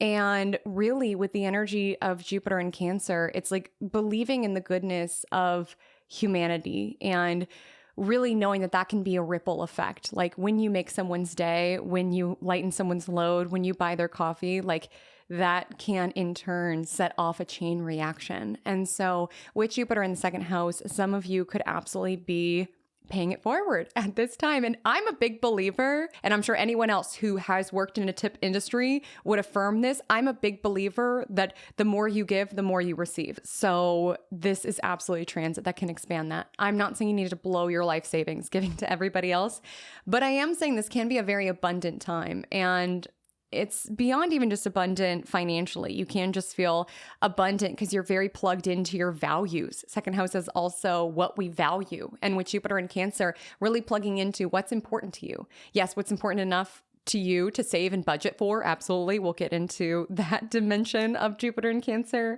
but also what's important to you around cutting through the noise, around what other people value and what they're about, around what's sacred to me, what's important to me, and really wanting to invest in that and grow that, even if that's different than others. My caution around this transit, Jupiter expands what comes in and what goes out. So this absolutely can be a time that you are spending quite a bit of money. Like I said, I do believe the more that we give, the more that we receive, but plug into your values. What do you value and how can you invest money there? This is not a time to just make it rain, just to flex on other people whose opinions you don't even really care about. But it can be a time to invest in what it is that you hold sacred and dear, while also investing for future you. You know, Jupiter in Cancer is a very security-oriented transit. And it's beyond even just security oriented, because it's not Scroogey energy, right? It's not like penny pinching and not tipping at all. Like, quite the contrary. Jupiter in Cancer is around, pouring into our community, pouring into what it is that we hold dear, pouring into believing in the generosity and the goodness of people, and wanting to invest in a world in which we care about one another and help one another out. But it is concerned with how is it that we continue to allow the waters to flow, right? How do we allow the waters to flow? Where if we pour out all the water, there's nothing to circulate. And there's a big energy around like circulating money, not just spending it willy-nilly, but also circulating it towards what it is that you're investing in, circulating it towards your future. Whenever I think of Jupiter in Cancer, I always think of American investor Warren Buffett. He has Jupiter in Cancer within his natal chart. And I think of that because he is someone who historically invests his money in things that stand the test of time. Cancer energy is concerned with the roots in the past. So he looks to what has continued to do well. I believe businesses like soda companies that have been around for some time, like businesses that aren't the most like glamorous or new, but it's like historically they've performed well. He is typically somebody, from my limited financial understanding, he is somebody who typically invests his money there. This is not financial advice. I'm not saying you have to go invest your money in soda companies. Quite the contrary.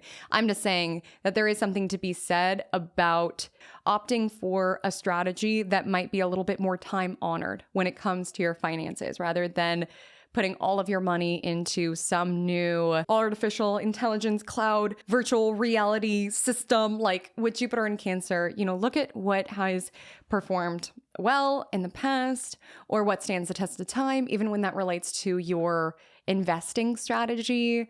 A lot of times, time in the market can overtake timing the market. So it's also honoring that, and that money as it grows and it circulates, compound interest, all of that. Again, not financial advice. I'm just saying, I don't want you to get out of this more prolific, abundant period having nothing to show for. I would really encourage you, if you do get a raise at this time, or you get another income stream, something else opens up, I would really encourage you to, yes, pour into your community, pour into what it is that you hold dear, but also pour into future you, seek to invest. How can you circulate this money rather than it coming in and being swept right out? Like, how can we circulate it in order to build your finances would be an encouragement at this time. If Jupiter in Cancer will transit through your third house, this message is for you. You may be a Taurus ascendant, you may be a Taurus sun, you may just have some Cancer degrees within your third house. Either way, either by actual houses or solar houses, Jupiter will expand the domains of the third house, which entails your mind, your communication, your social media. Let's get into it.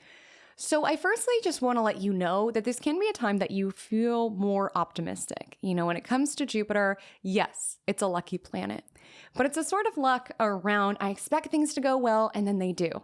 I'm Midas and I expect this to turn to gold, and then it does. Like, there is an energy of optimism embodied within Jupiter energy, sometimes a little delulu.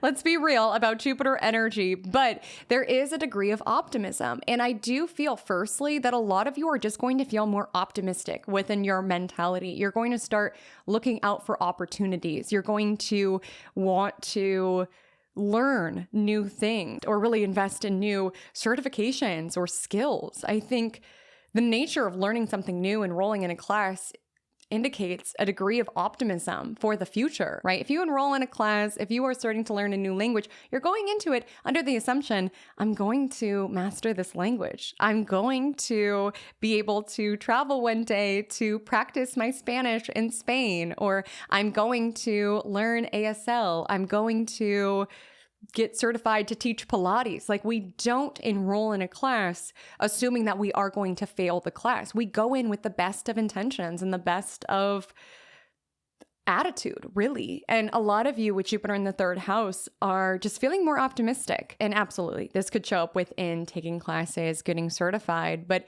it also could show up around wanting to share more. You know, some of you could be getting more into writing. Maybe you used to love to write when you're younger, and now you are wanting to reconnect to that love within. Maybe there's an energy where you love to write and you got a job where you do write, but it's very technical. And maybe this is your nudge to get back into the love of writing, how you used to love to write short stories and invite people into a different world. Get back to the soul of it. Get back to it just makes you happy. It's not to say you need to monetize it, but if it connects you to a side of yourself, it's worth it. If you utilize language to accurately summarize what something feels like or what something is, this is a skill within itself and one to be honored, and it's very intrinsically fulfilling. Just last night, I don't know what possessed me to do this. Actually, I do know, because Jupiter is in Cancer, very nostalgic energy, but I was reading through an old journal. I used to write in journals all of the time. I used to love writing all of the time, and then I just lost touch with it. And it was so satisfying reading these old entries and just contemplating where I am now and where I was then, and just honoring the way that I utilized language in order to like really create this time capsule of what that period of my life was like. And there's so many years that I've lost because I did not seal in those experiences. So it made me want to get back into journaling. Maybe you want to get back into journaling. I would encourage you to read through journals that you've kept in the past. Sometimes there really are glimmers. There really is fascinating perspective that you receive from reading old journals. Even if you are not a journal person, because I'm not part of big journal. Encouraging the masses to get back into journaling. Like, listen, I think it's very soulfully nourishing, and I think it could be helpful during this time, but I'm not saying it's right for every single person. Some of you could get into wanting to use social media as a way to document your experiences, like letting go around, I don't care about the likes, I don't care about the stats, I just want to capture this fun night out with my friends, or I just want to capture this particular stage of my little one's childhood, or what my grandchildren are going through. Like, I just want to capture it. I don't care about what people have to say about it. I just want this living and existing as my digital time capsule, so to speak. And maybe you are allowing yourself to go there. Maybe that love has been taken from you because you got caught up in the likes or what have you. And maybe just getting back to, I love to take photos. I love to document my life. And that doesn't need to be online. Some of you, it could be journals, as I stated. It could be scrapbooks. There just could be a desire around really wanting to document your life. Some of you could want to start sharing more content. You could want to really speak your mind. You could have certain soulful messages that you want to share. You could have certain parts of your own experience that you want to open up and share about with other humans. I am absolutely of the belief that this can be something that's very, very fulfilling and nurturing. Even if it's not something deeply personal, some of you can experience a growth around your social media at this time, around your marketing. You can experience a growth in word of mouth. More people are talking about you and what you're about. There could be an increase of conversions or more web traffic, more clicks to your social media. Definitely an aligned time to start posting on social media if you have a desire within. Even think about younger version of you. This may differ based on the generation that I'm talking to, but if there's a version of you who used to love to be in front of a camera when you were younger, it can be very healing to do that as an adult. Or if there's a version of you who used to love to take photos, when you're younger, taking a photography class later in life can be very healing to that younger version of self. Don't feel like it needs to be productive at this time. It's giving learning for learning's sake. It's giving communicating because it's soulful and it's heartfelt. And third house is also our neighborhood. So with Jupiter and Cancer in the third house, some of you could get more involved in your neighborhood in some way. You could start advocating for the quality of life or on causes that are impactful for where it is that you live.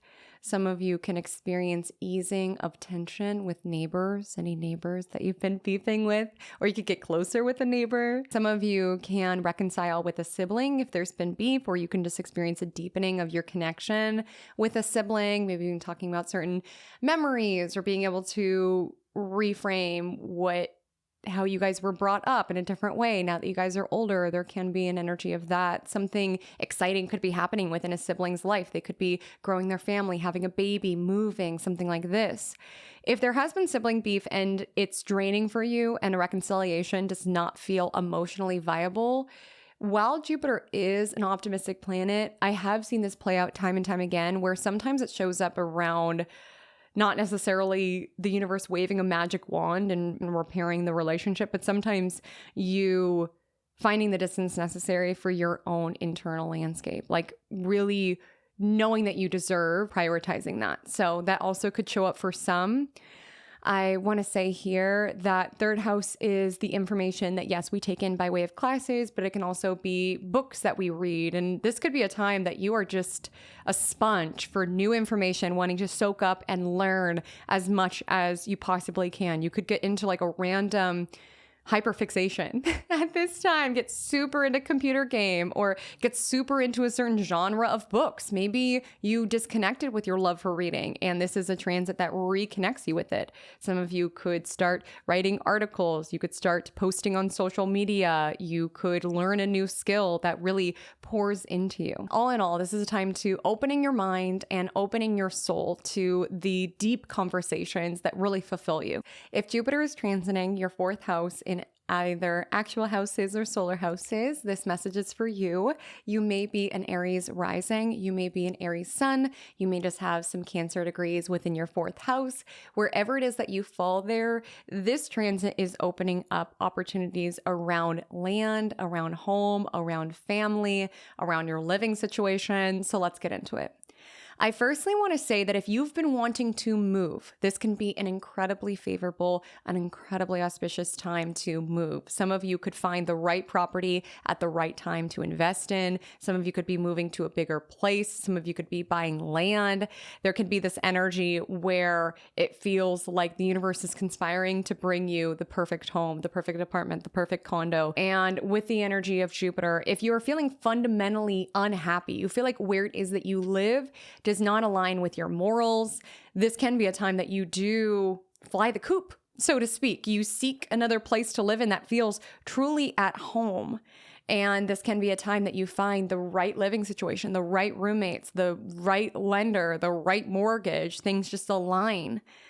And if you are happy where it is that you live, you're like, Haley, Comet, don't tell me I'm moving. Because typically when I see Jupiter in the fourth house, it tends to be a voluntary move. I typically don't see a lot of Jupiter in the fourth house where it's like, we got evicted and then I had to move because of this. Like sometimes I have seen Jupiter in the fourth house, you are moving to be closer to family, absolutely. Or maybe even help out with family or to deepen your relationship with family. But a lot of times it tends to be an electional move around, I don't feel at home here and I'm looking for greener pastures. I'm looking to feel more at home with where it is that I live. That's typically the sort of moves that I see at this time, not necessarily out of strict necessity. And if you are happy where it is that you are, and you're like, Haley, Comet, don't want to move. I already like my house. This can be a time that you invest in furniture. You could be really concerned with wanting your home to feel homey, wanting it to really feel like an environment that is safe, that a place that feels like a true sanctuary. So some of you could be remodeling, you could be investing in furniture, investing in home decor to take this house and turn it into a home, or take this apartment and turn it into a home.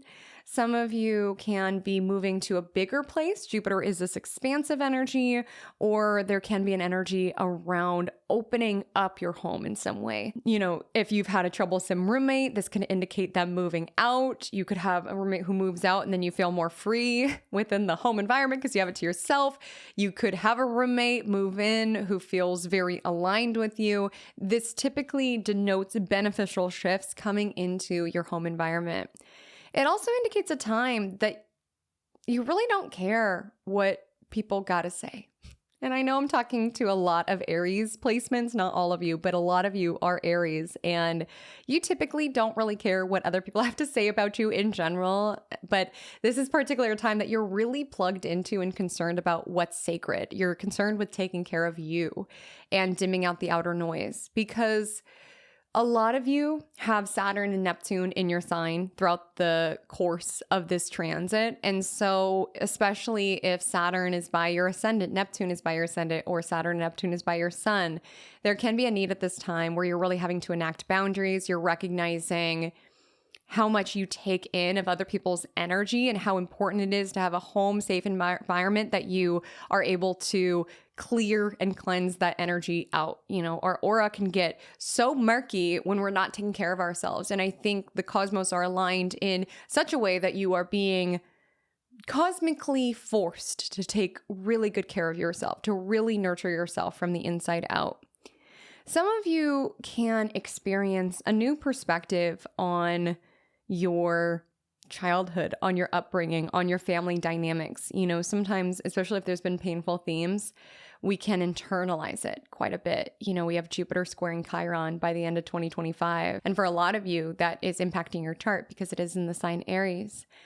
And sometimes we internalize the way that we were treated or the way that we were brought up around, I was flawed, I was bad, I was this, I was that. And with time and perspective, we see, oh no, hurt people, or that's how I was raised because that's how they were raised, or they were a workaholic because they had to do that in order to make ends meet. Like some of you might reach a place where you're able to find this new perspective around, oh, it wasn't that I was wrong. It's just that they were doing the best that they can. And they're flawed individuals, as am I. We're all doing the best that we can in most instances. We'll get into some exclusions from that. So with this transit, some of you could reach a place around recognizing it's not that I'm bad.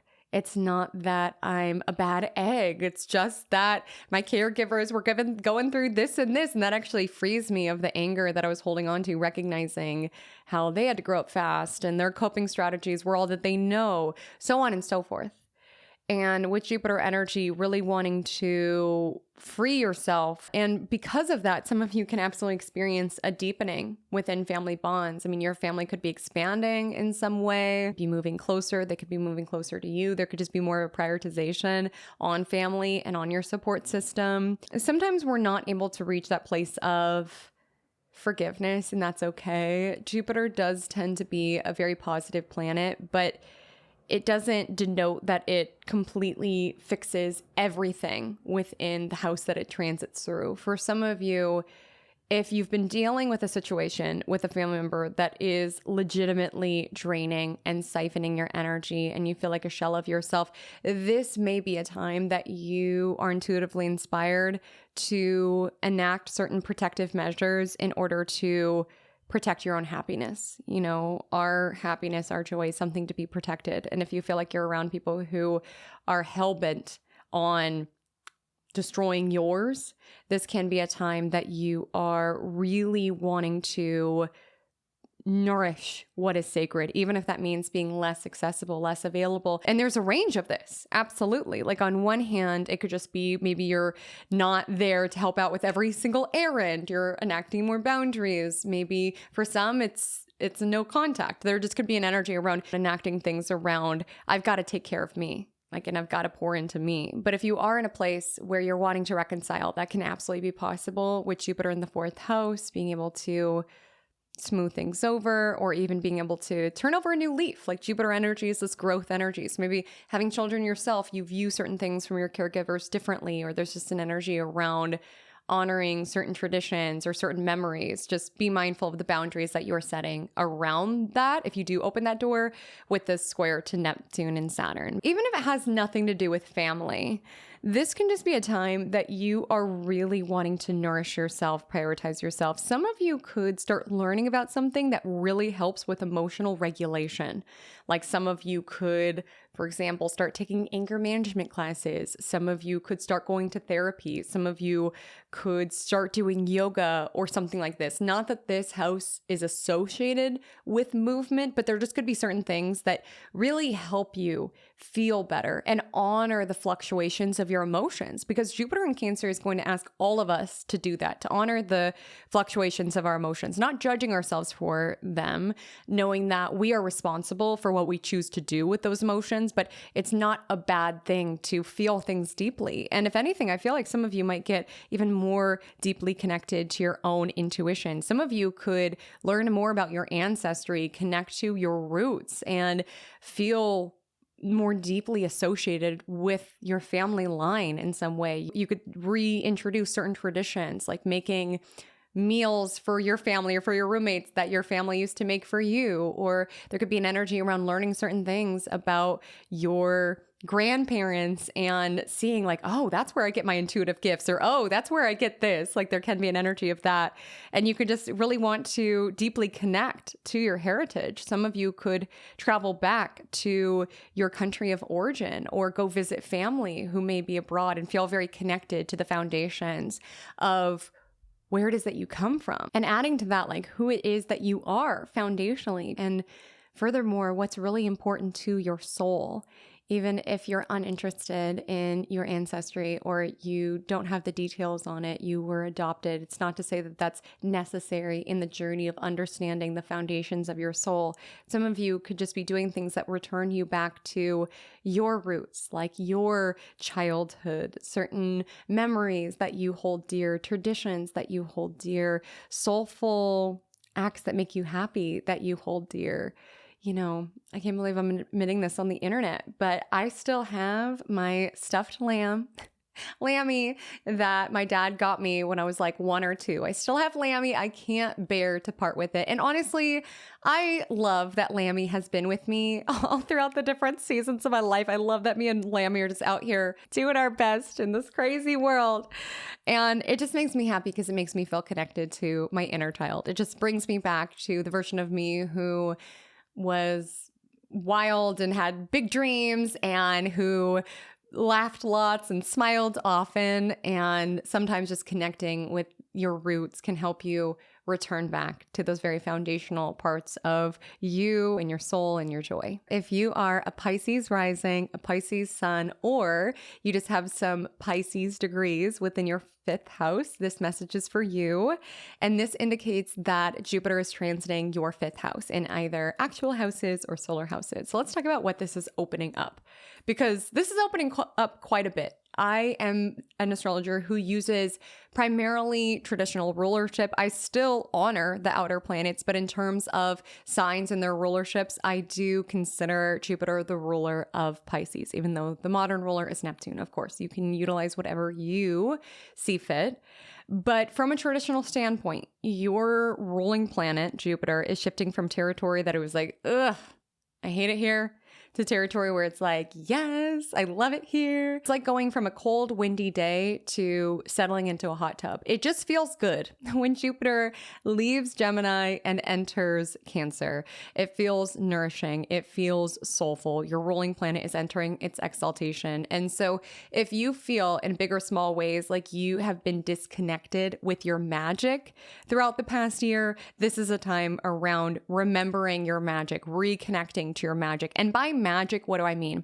Absolutely, this can be a time that you are feeling more in tune with your intuition, more connected to your faith, more connected to your religion, wherever this makes sense within your world. But beyond that, you could feel more in touch with your optimism, more in touch with your dreams, more in that energy around what could be possible. And when it comes to Jupiter's journey throughout your 5th house, really considering what could be possible within your art, within your creativity. This can be a very creatively prolific time for you.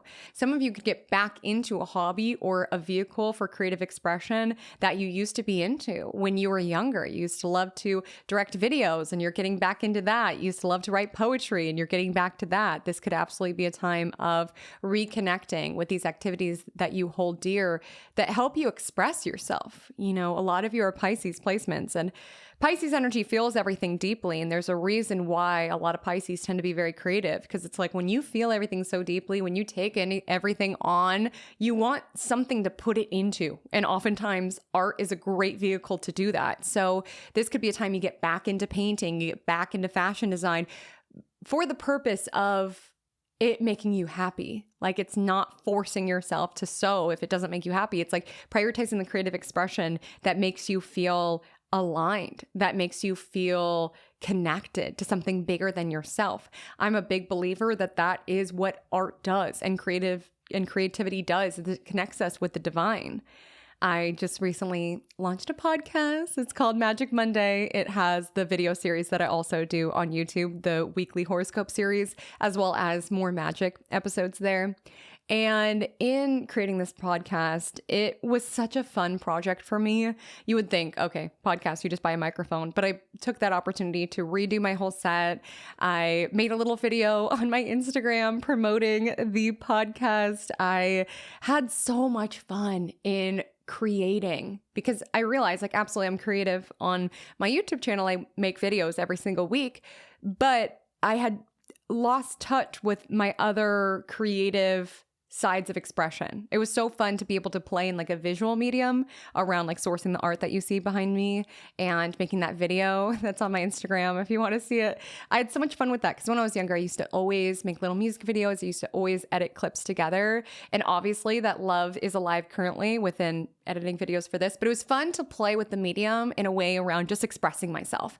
And it honestly felt very healing. Like the process, I go into this within the More Magic episode on my podcast, but the process of creating the podcast really helped me heal because it's something that I had to put my energy into. It's something that I had to nurture, like rather than ruminating on what had happened. I just like took my energy from that and I just poured it into this other creative endeavor. And it feels like I went into a portal where it's like put my energy into this creative project and now I'm out the other side of it. The project is out into the world and I believe we're always in a state of, healing and getting better. But I will say I'm pretty much healed, at least from that particular incident, like who I'm meeting on the other side of the creative project. I'm like, oh, wow, like something that felt like it destroyed my soul a mere year ago now is something where it's just like a slight bruise. I'm like, oh, okay.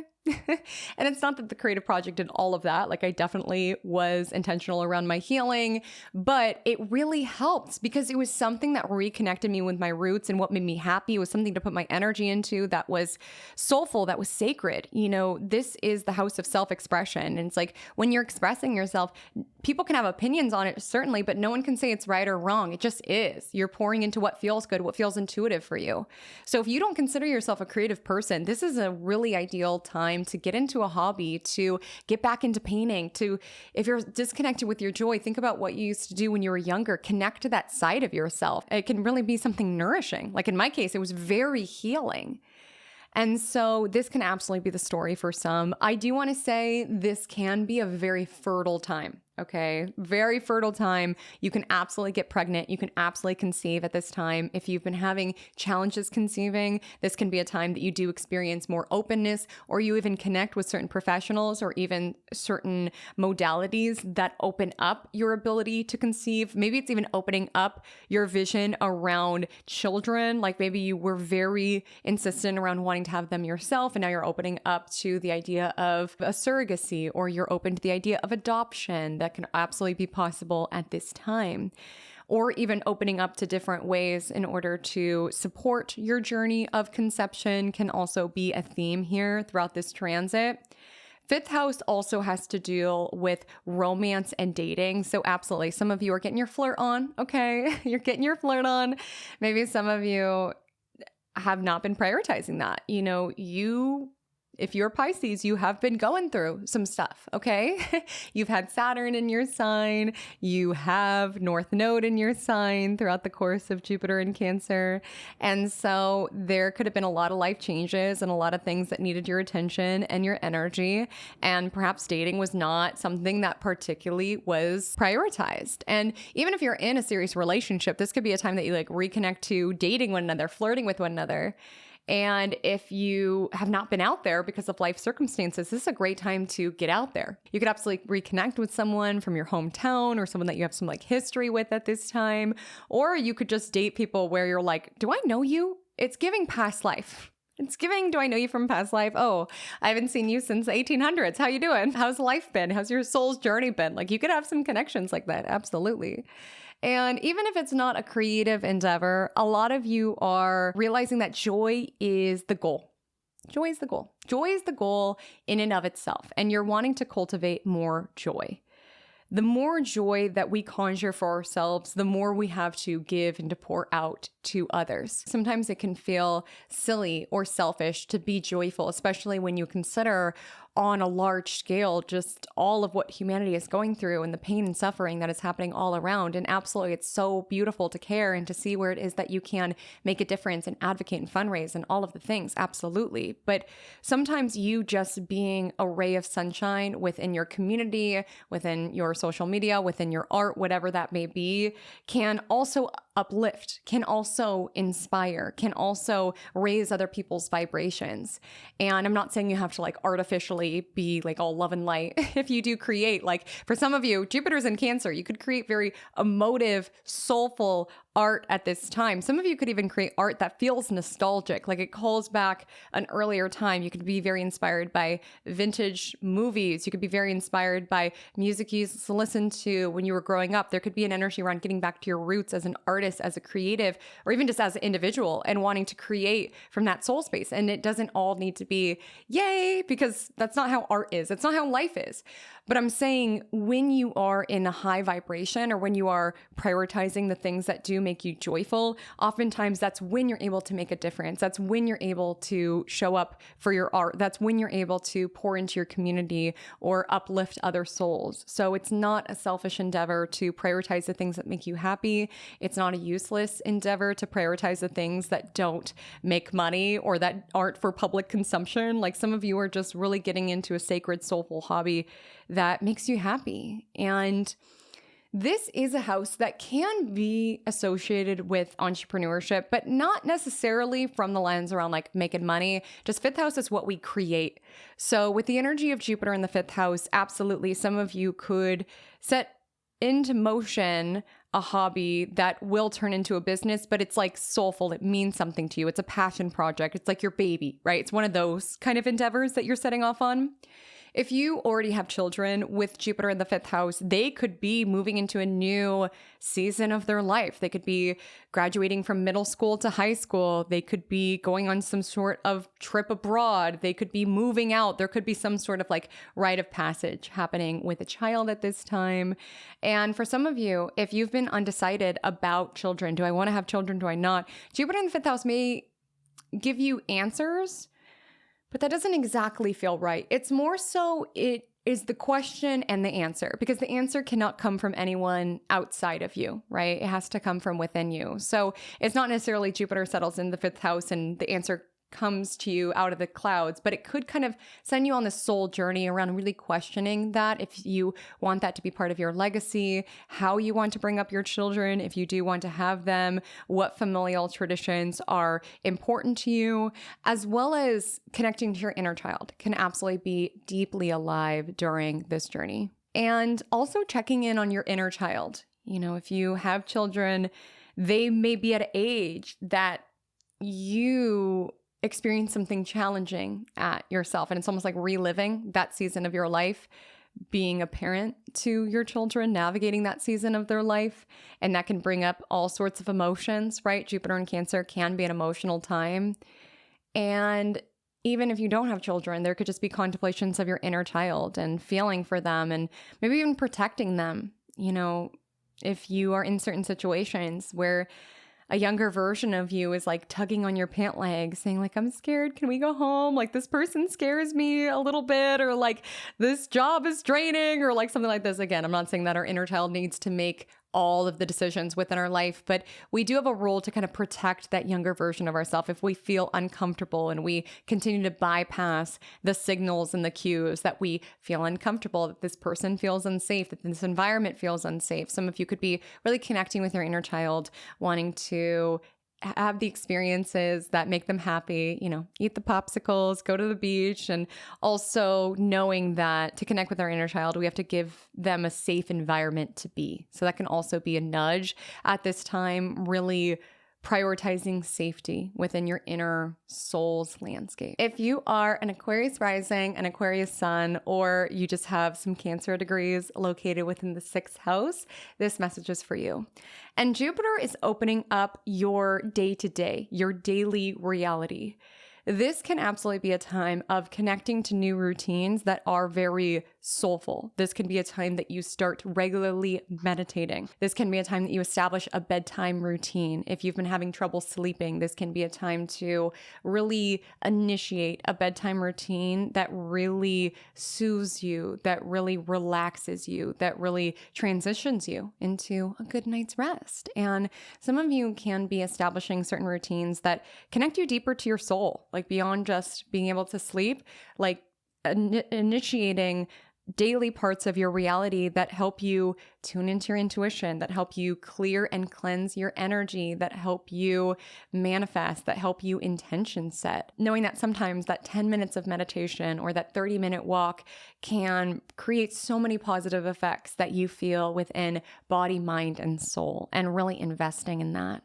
This can be a time that you start going to yoga, you start doing Pilates, you move your body in ways that also regulates your emotions, that also soothes and connects you to your soul, can also be a nudge here. This can be a time that you are seeking to learn more around your rhythms and your cycles of your body. So if you menstruate, this could be a time that you're learning more about your menstrual cycle. Some of you could be honoring and understanding the effects of the lunar phases on your energy day to day. You know, you may be a very intelligent Aquarius placement, most of you, but you have needs, you have a body. You know, you wouldn't judge a plant for drooping or a cat for being sick. Don't judge yourself for being tired, for needing more fiber in your diet. Like, really focus on the care and keeping of you at this time and nurturing yourself, nourishing yourself, creating a balanced lifestyle that, yes, nourishes your body, absolutely, but also your spirit and your soul.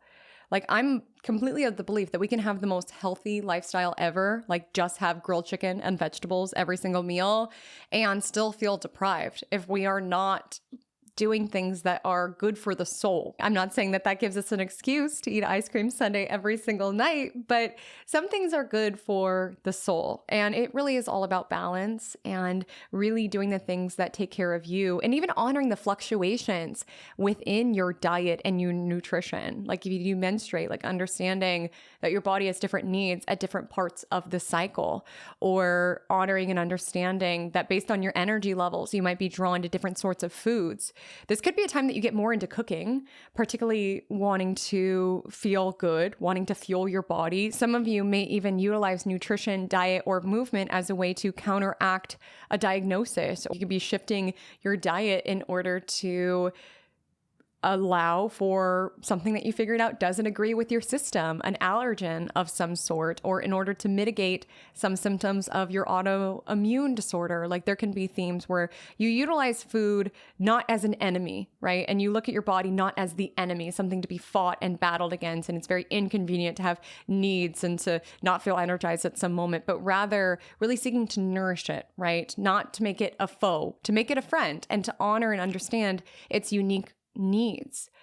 And if you have been navigating a health issue with the energy of Jupiter in the 6th house, it's not to say that magically we are completely healed, but there can be an energy where you finally find a doctor who listens to you, or you really find a solution, you find answers, maybe even intuitively felt like something was off, but you weren't getting the answers necessary. This can be a time that you finally get the knowledge or the information necessary in order for you to make an informed decision. 6th house is also our working world. So a lot of you can experience beneficial upgrades as it relates to your working world.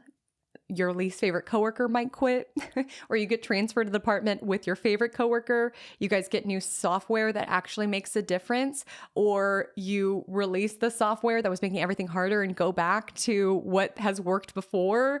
You can experience improvements in the workplace. So they start having a longer lunch break, or they put you in an office where there's more windows, there's more openness. Maybe for some of you, you're working more remote. Working from home can absolutely be a possibility with Jupiter and Cancer transiting here.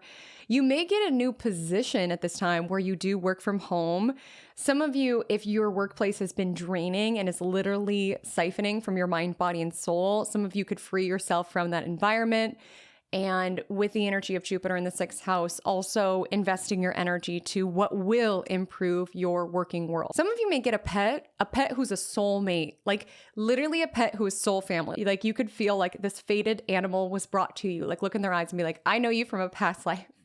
Absolutely. Or you could just experience a lot of deepening within your relationship with your animal. I do just want to caution that Jupiter can be an excessive energy. So yes, some of you are getting on your health vibe, perhaps learning about health, learning about nutrition, all of that. But some of you can be a little excessive at this time, whether it's of food. Sometimes we can procrastinate more when it comes to our work projects because there's this inherent optimism wherever Jupiter's transiting. So it can be like, I have time to finish that project, or I have time to get my stuff together. And sometimes the time goes by and you realize, oh, what felt to be an abundant amount of time, now it's getting down to the deadline. Or, oh, feeling like there's time to get back to the gym. Now I feel like all my muscle growth is gone. Like definitely take advantage of the optimism here to improve your daily routine, to invest in what makes you feel good about yourself day to day, to make improvements to your working world. If you work from home, maybe making beneficial improvements that help like the feng shui of your home office, or eating better, really getting your work lunches together in order to feel your best. Absolutely use the optimism in that way, but do be cautious. Jupiter, for all of the positivity that carries, does have a shadow side. By way of excess. Jupiter in Cancer will transit through your 7th house. This message is for you. You may be a Capricorn sun. You may be a Capricorn ascendant. You may just have some Cancer degrees within your 7th house.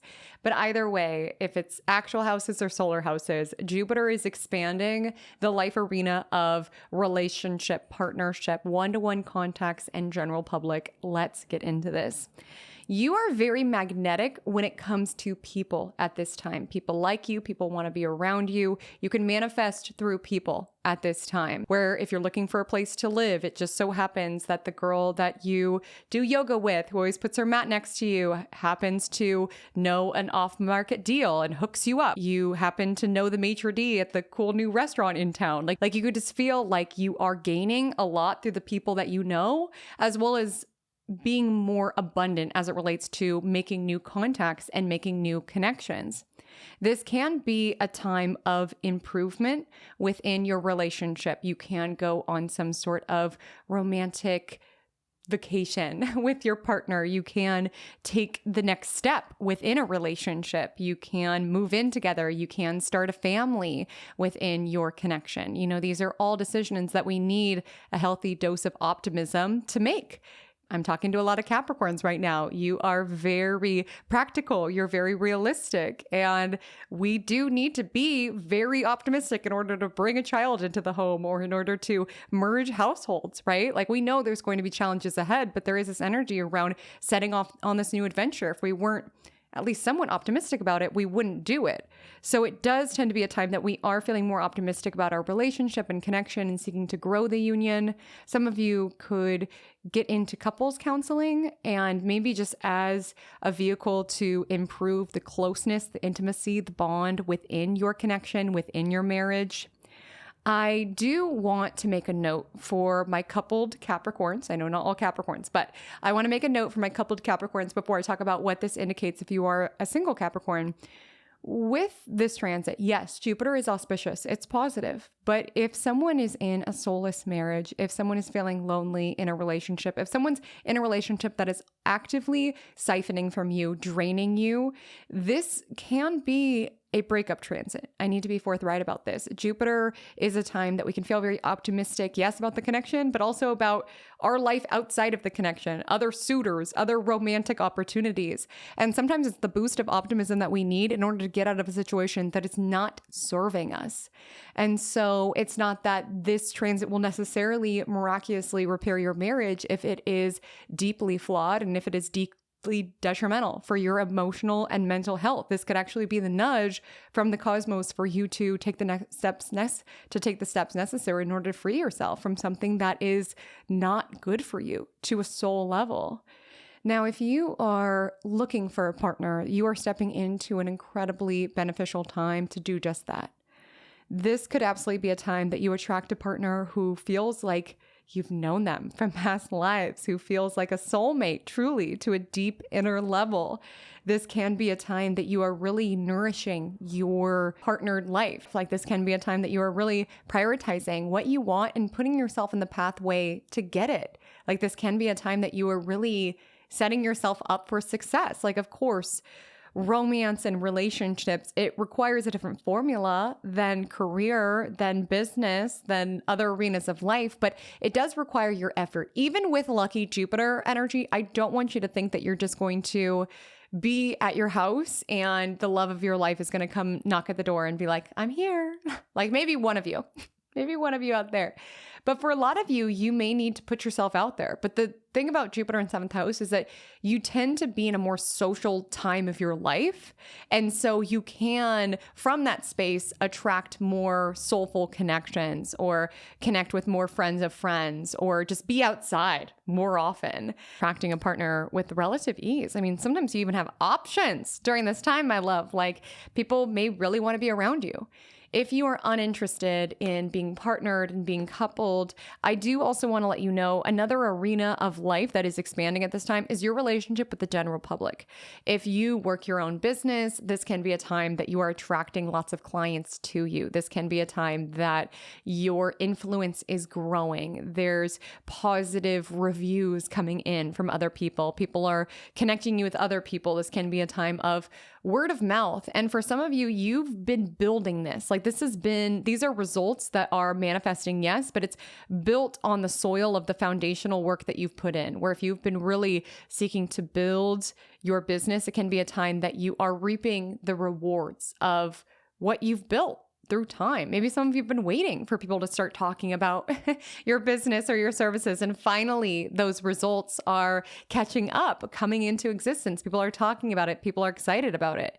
If you're seeking to manifest someone, not even for romantic purposes, but you're seeking to manifest like a business partner, this can absolutely be an aligned time for that. Some of you may connect to a spiritual teacher of some sort, a guru of some sort, or a mentor, someone who really opens your eyes and kind of expands you into a new realm of life. You know, this is a significant shift when we think about Jupiter entering the 7th house, because this denotes that it's leaving the private personal houses below the horizon, houses 1 through 6, and now becoming visible, becoming public.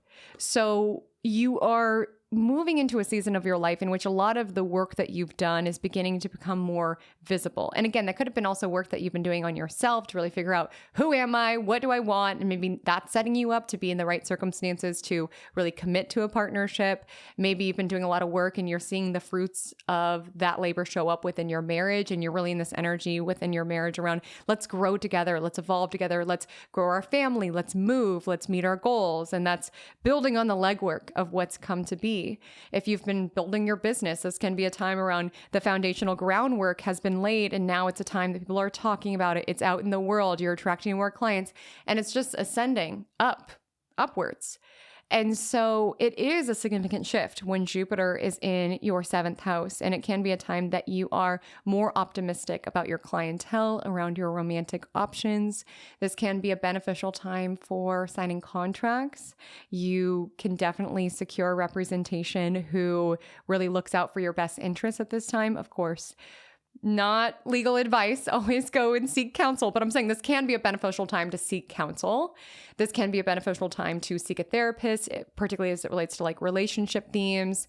This can be a time you go into business with someone within your life, or you experience gain or blessings within an existing partnership alive within your world. If Jupiter in Cancer will transit through your 8th house, this message is for you.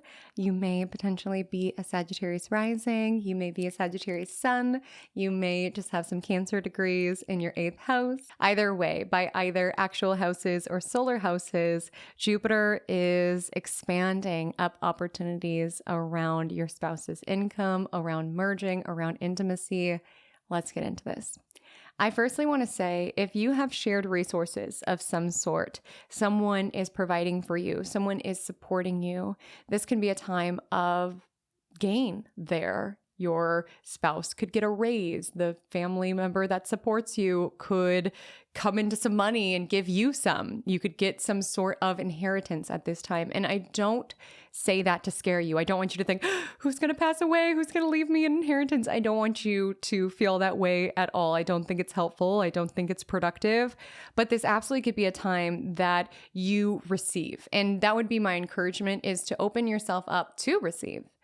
You, as a Sagittarius, most of you, are ruled by Jupiter. And for the past year, Jupiter was transiting through the sign of its detriment, which is not so favorable for you. You could feel like your typical Jupiterian luck and magic was a bit muted, was a bit understated.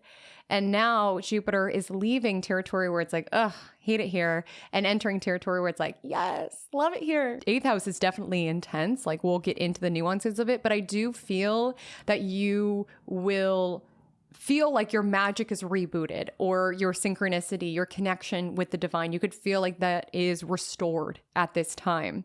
And with that, you could just be attracting random support to you, random payouts, random inheritances, random grants, money that you did not earn, in a sense. Like, second house is money where we put in the work, we get a certain amount of money. 8th house is money that comes to us via other sources. And my encouragement would be, just be open to be a magnet to receive. Be open to random old workplaces that you used to work for.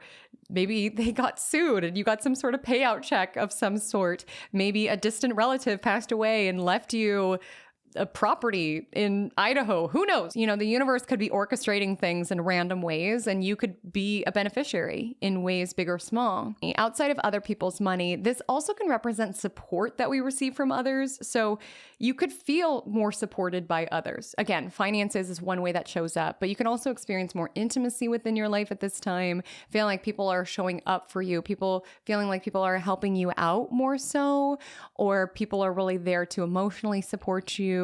I mean, some of you could start going to therapy, start going to psychotherapy, start getting more into astrology or the taboo, what's beneath the surface. You could get into hypnotherapy. Like, there can be this nudge towards self-improvement, and you could be open to allowing other people in your space to help you with that. And that might feel uncomfortable. Sagittarius as an energy is very independent, and it can feel uncomfortable to, allow people in, to let people, help you in a sense. And sometimes you have to be at a certain point in order to be open to that sort of support, to be open to therapy, to be open to these sort of modalities that can really leave a lasting impact on your life. And so maybe you're at such a point that you're like, listen, I can't do this on my own, and I don't need to. There's lots of really wonderful practitioners out there who can support me in doing my shadow work or getting to the roots of my fears or my psychological hangups. And this could be a time that you're quite lucky in attracting the right people who could genuinely help you and support you in your evolution. Because some of you are really acknowledging at this time that our time here on planet Earth is finite. And time is going by, and it's up to you to utilize it how you see fit, and really wanting to pour into your soul space around how can I, release the fears? How can I move through the shadow work in order to really squeeze out the most out of this existence, out of this life? That those could be soulful questions that you are asking during this time. And you may be prioritizing less so around gotta hustle and succeed out in the world. You could be prioritizing more so inner work around what really makes me happy. What do I want my legacy to be? 8th house is the house of debt. And Jupiter in Cancer can absolutely be a time that you get out of debt and you experience an easing because of that. Some of you could get a great tax return. 8th house is taxes. But I also want to share, outside of monetary debt, 8th house can also represent where we feel indebted. And I feel for some of you, with Jupiter and Cancer bringing up these familial themes, some of you could recognize how it is that you've absorbed trauma that was never yours to absorbed roles within the family that was never yours to absorb, or at least never appropriate for you to absorb. Like, this transit could really bring to the surface what you're carrying and holding on to that's not yours. Because 8th house is how we merge, where we feel indebted, as I highlighted. And this could be a time around, I feel like I've had to live my life for your approval. I felt indebted to you, and cancel. That does not align with my worldview. I'm freeing myself from this emotional debt that I felt like I had to you, or where it is that I felt indebted to be a certain way for you, or to sacrifice myself in the way that you sacrifice yourself, or to live in alignment with your expectations. You know, when it comes time to pass away, it's my time to pass away. So I need to utilize my time and energy as I see fit. And this tends to be a soulful time. You're diving deep. And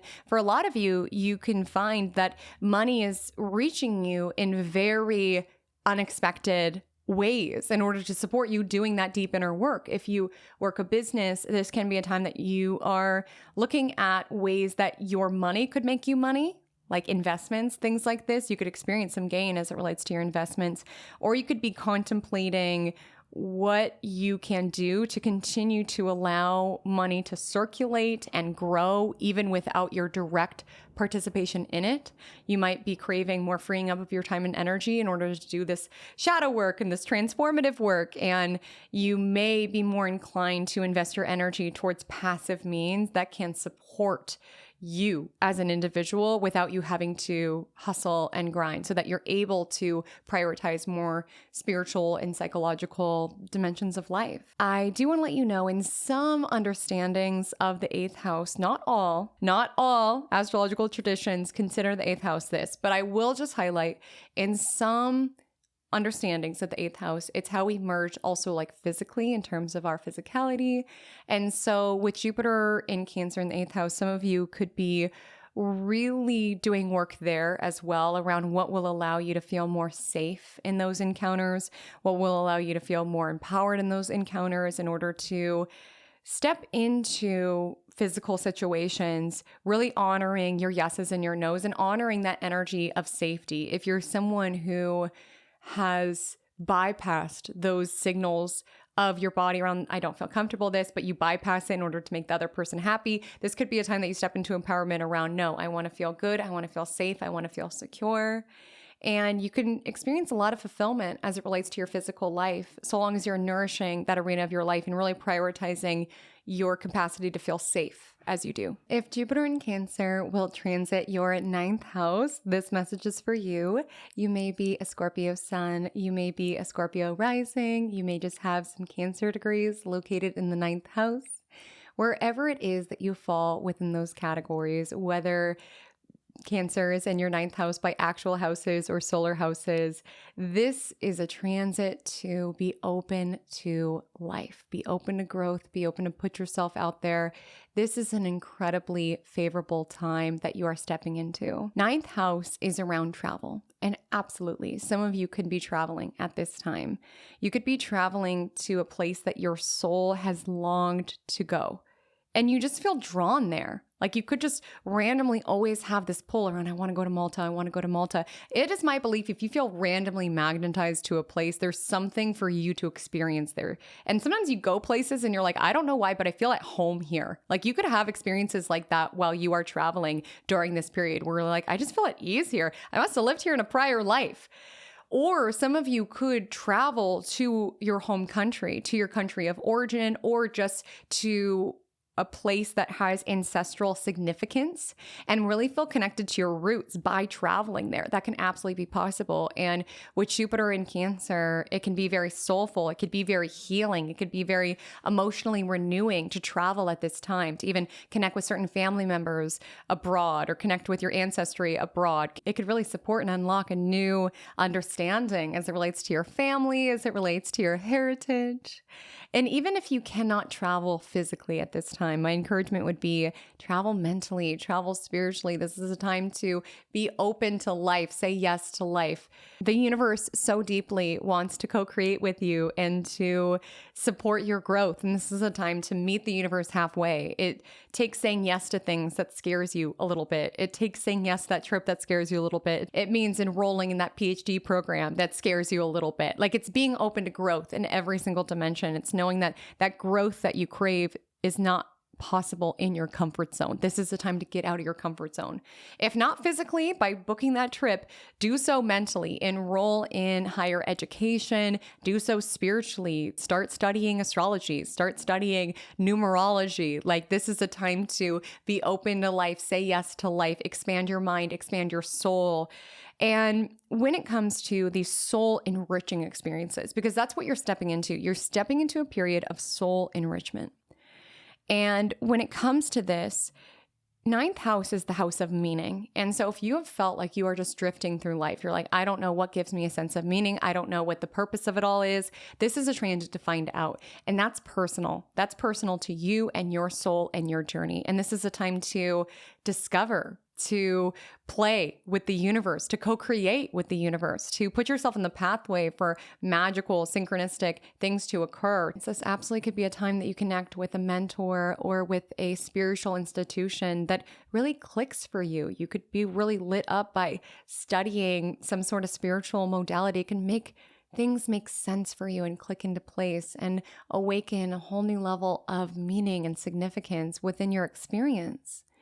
And even if that doesn't show up within academia and spiritual institutions, you could have more faith in life. I'm talking to a lot of Scorpios. You guys have gone through some stuff. You guys have reinvented. And this could be a time to reconnect to your sense of faith within the divine and within the universe altogether. This can be a time that you feel more optimistic about this experience that we call life and what it could have in store for you if you are daring enough to meet new sides of yourself, to expand, to say yes, to shed what was before and say yes to what will be.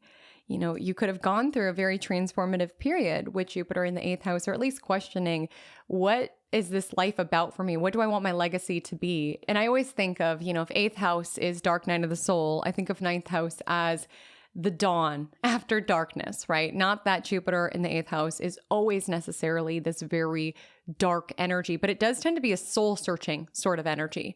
And the sort of soul searching that happens within, the darkness, within the crevices of our psyche.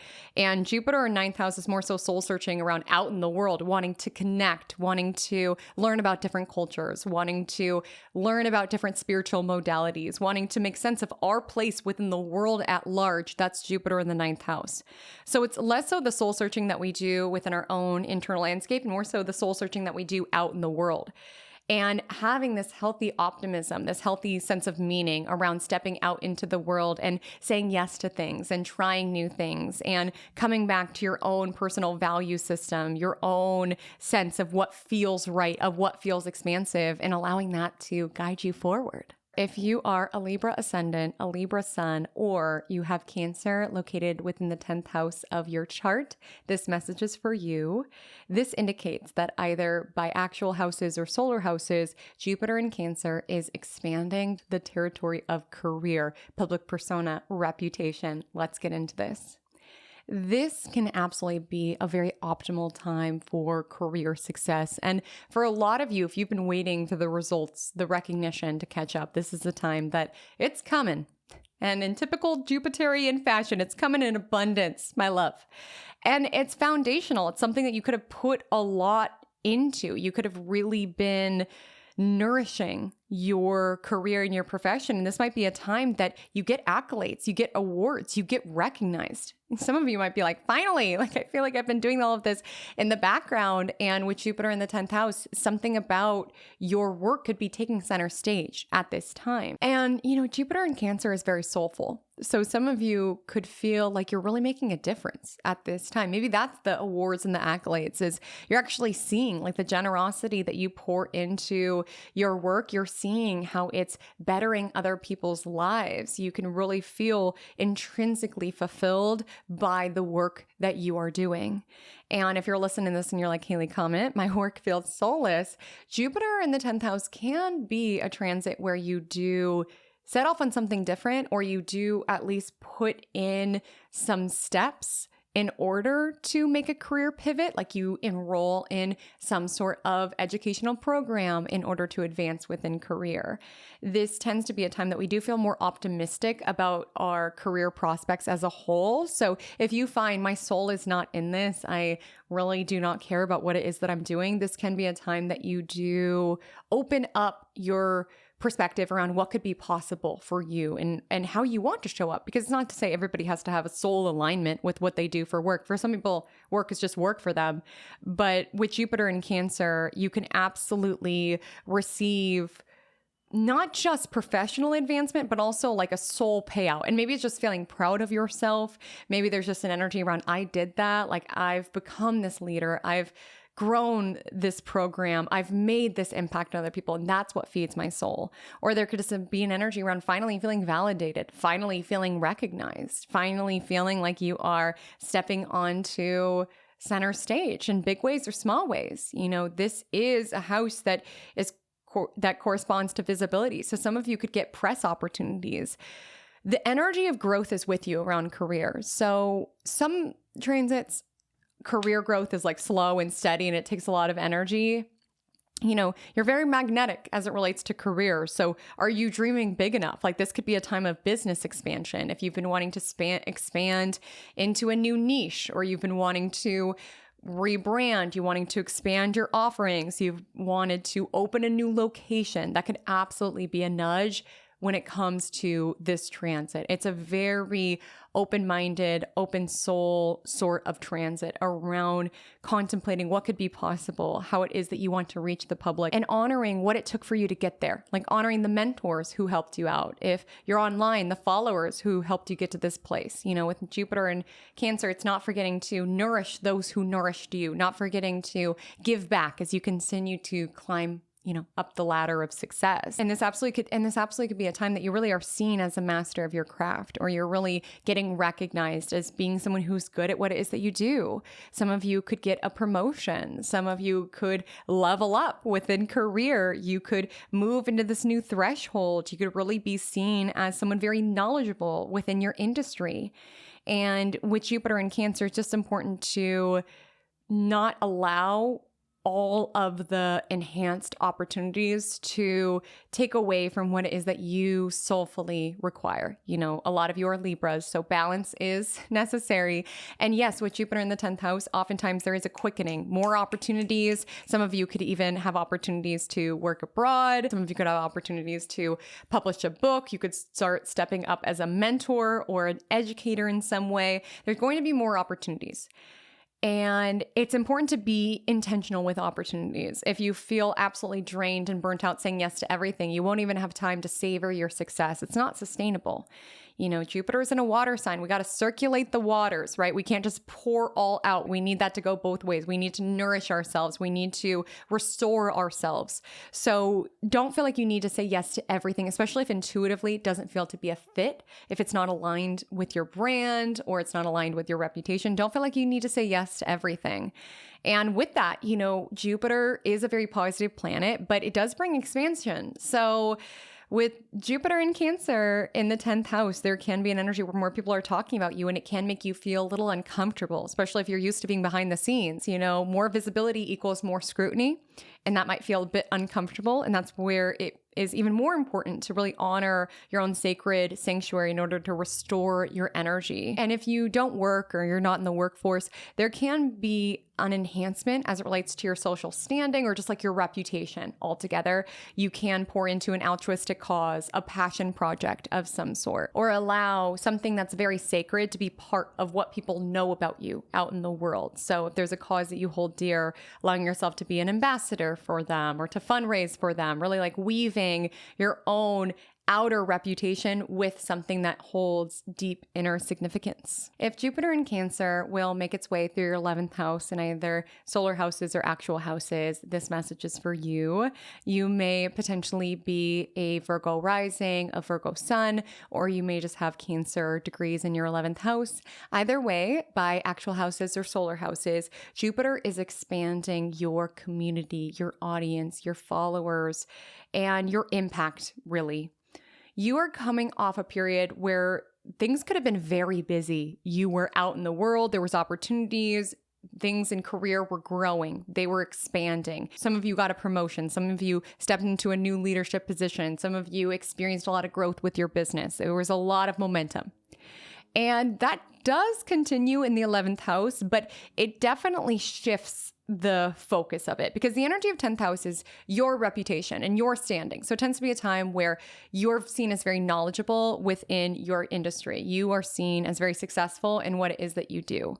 And with the shift to Jupiter in the 11th house, there's really a shift around wanting to give back to your community, give back to your colleagues, give back to your audience. There can be a very heartfelt, soulful connection that you are feeling with the individuals who helped your success or were a part of your success. There can be certain initiatives that you have around wanting to give back to the people that helped you, whether that was your like online audience or your mentors or something like this.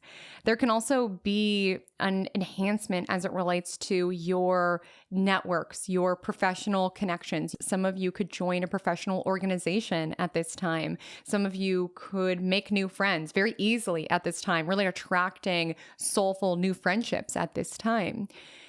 It can be argued that this also may be a time, if there are certain friendships that are soul draining, that are not good for you, that siphon from you more than they pour into you. This can be a time of releasing those connections because you are in this state where you are more optimistic about friendships and your ability to make friends. This can be a time that you recognize, I don't need to have friends just because there's history or just because I've known these people forever. I don't need to have friends who treat me poorly. I don't deserve that, especially in comparison to friends who do treat me well. You know, that was so eye-opening for me when I made a true friend, because I had a lot of experiences around frenemy type energy. And like my first true friend that I made, it sharpened into focus what friendship could be. And I was like, okay, I did not know that friendships could exist where we don't talk badly behind each other's backs all the time. Like that was my concept of friendship before my first true friend. And of course, that's part of like growing up and maturity, absolutely. But some of you can make new friends where you're like, oh, I don't leave every interaction drained, and I'm not just seen as a dumpster for them to dump all of their emotions within. Like, what a concept. So some of you can absolutely make new friends, but some of you can free yourself from friendships that you just recognize has run their course. You know, if there's certain friends where it's like anytime you guys get together, you just talk about the memories that you've already had together, right? The history of things. There can be an energy around you're expanding, you're growing. And I'm not saying you necessarily need to cut anybody off. It just could be prioritizing your time towards connections that do inspire you, because you're very magnetic to them. Absolutely. And if you are online or your work does involve people, you're very magnetic as it relates to people, as it relates to your audience, as it relates to your subscribers, as it relates to your followers. You can absolutely expect your reach and your impact to expand. But it's also important to keep top of mind soulfully, what do I wish for my impact to be? Because Jupiter is an amplifier, right? And if it's expanding all of these people coming in who are listening to you or who are impacted by you, it's basically giving you a mic, right? And it's like, what are you broadcasting? What's your message? What's important to you? And it's important to get soulfully aligned in here with that so that you genuinely are able to inspire others and uplift others, educate others, encourage others, whatever your why is. Stay connected with that soulfully. You can experience gain and reach of what's happening out here, but make sure it's aligned with your own soul's priorities. A lot of you will get a wish of yours fulfilled. A dream of yours will come into reality. You will realize a dream of yours. And it might be something that you've wanted ever since you were younger. And it might not make sense to other people. You know, we all have different visions. We all have certain dreams, but you might have this really wild, wonderful full circle moment around, this is what I used to dream of. Like, this is truly what little me used to dream of. And now here I am. And you owe it to that younger version of you to enjoy being where it is that you are now, to savor where it is that you are now. And that can absolutely be a theme as it relates to Jupiter transiting your 11th house. 11th house also deals with our humanitarian endeavors and efforts. It's the house of hopes and dreams. So how we envision our own future as well as humanity's future, which is why I highlighted there is a focus at this time around wanting to make a difference, wanting to make an impact, wanting to help other humans, wanting to pour into what is important to you. The use of having influence if you don't have a why, if you don't have a message, if you don't have a mission that you want to share or way that you want to give back to others. And if you're listening to this and you're like, but Haley, Comet, I don't have a following, I don't want a following, like I live a pretty private life. My encouragement as it relates to this transit, definitely a time to be open to new friendships, be open to clubs and organizations. It could be a time that you're very magnetic as it relates to social opportunities. You could definitely expand your social circles or just be in interesting rooms, be an interesting dinner party conversation. You could experience a lot of luck around knowing someone who knows someone who helps pull some strings in order to make something happen for you. There could definitely be situations like that that come in. But even 11th house is our future. So this could be a time that you are really thinking about what it is that you desire from your future and what it is that you want to call in and what it is that you want to experience. You know, this is a very lucky time for you, my love, because Jupiter exalts in Cancer and it also rejoices in the 11th house, and both are occurring right now for you. So this absolutely could be a time that a dream of yours comes to life. But my question for you is, are you dreaming big enough? If Jupiter in Cancer will transit through your 12th house in either actual houses or solar houses, this message is for you. You may be a Leo sun, you may be a Leo ascendant, or you may have some Cancer within your 12th house. Wherever it is that you fall within those categories, you are experiencing soulful, sacred expansion. When Jupiter dips into your 12th house, this is a very spiritual time. You're really coming inward. You're really getting right with your soul. You're getting right with the divine. You're getting right with your soul.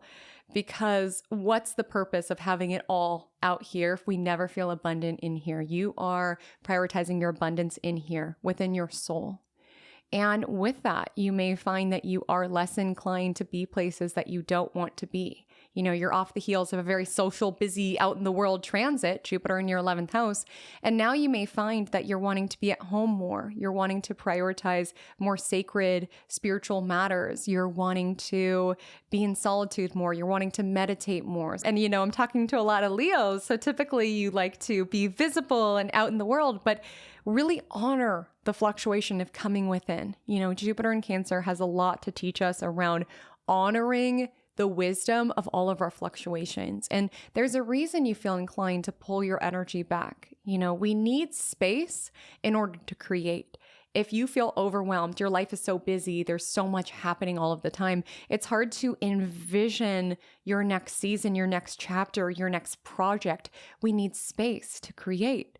So some of you could feel inclined where you are limiting your availability as it relates to your work. Some of you could be letting go of certain organizations that you were a part of. Some of you could be being very choosy around which social invitations you say yes and no to in order to really prioritize what's sacred, because within this essentially space, you could be really creating something beautiful, but it needs space to germinate. It needs space to fully form. It needs quiet. It needs stillness. So if you're feeling overwhelmed with the external world, if you feel like you can't even hear your soul speak, you know, our intuition is the most accurate voice that we have, but it's quiet. This can be a transit that you're really shutting out the external world in order to go within. And you will see in a year's time why this space was essential for you. Because I would not be shocked, my Leos, if like next year when Jupiter transits into your first house or aligns with your sun, that you are debuting things, that you have this rebrand, that you are a new person. Like, ta-da, here I am. It's important to honor our waxes and our wanes. The moon is not full all of the time. We don't need to be visible all of the time. Sometimes we need to be dramatic, you know, with our lunar phase, like hide away in order to come back, and to come back more aligned and more connected than ever. Honor the fluctuations of your inner landscape. Honor the fluctuations of your soul. Honor the whispers of your soul.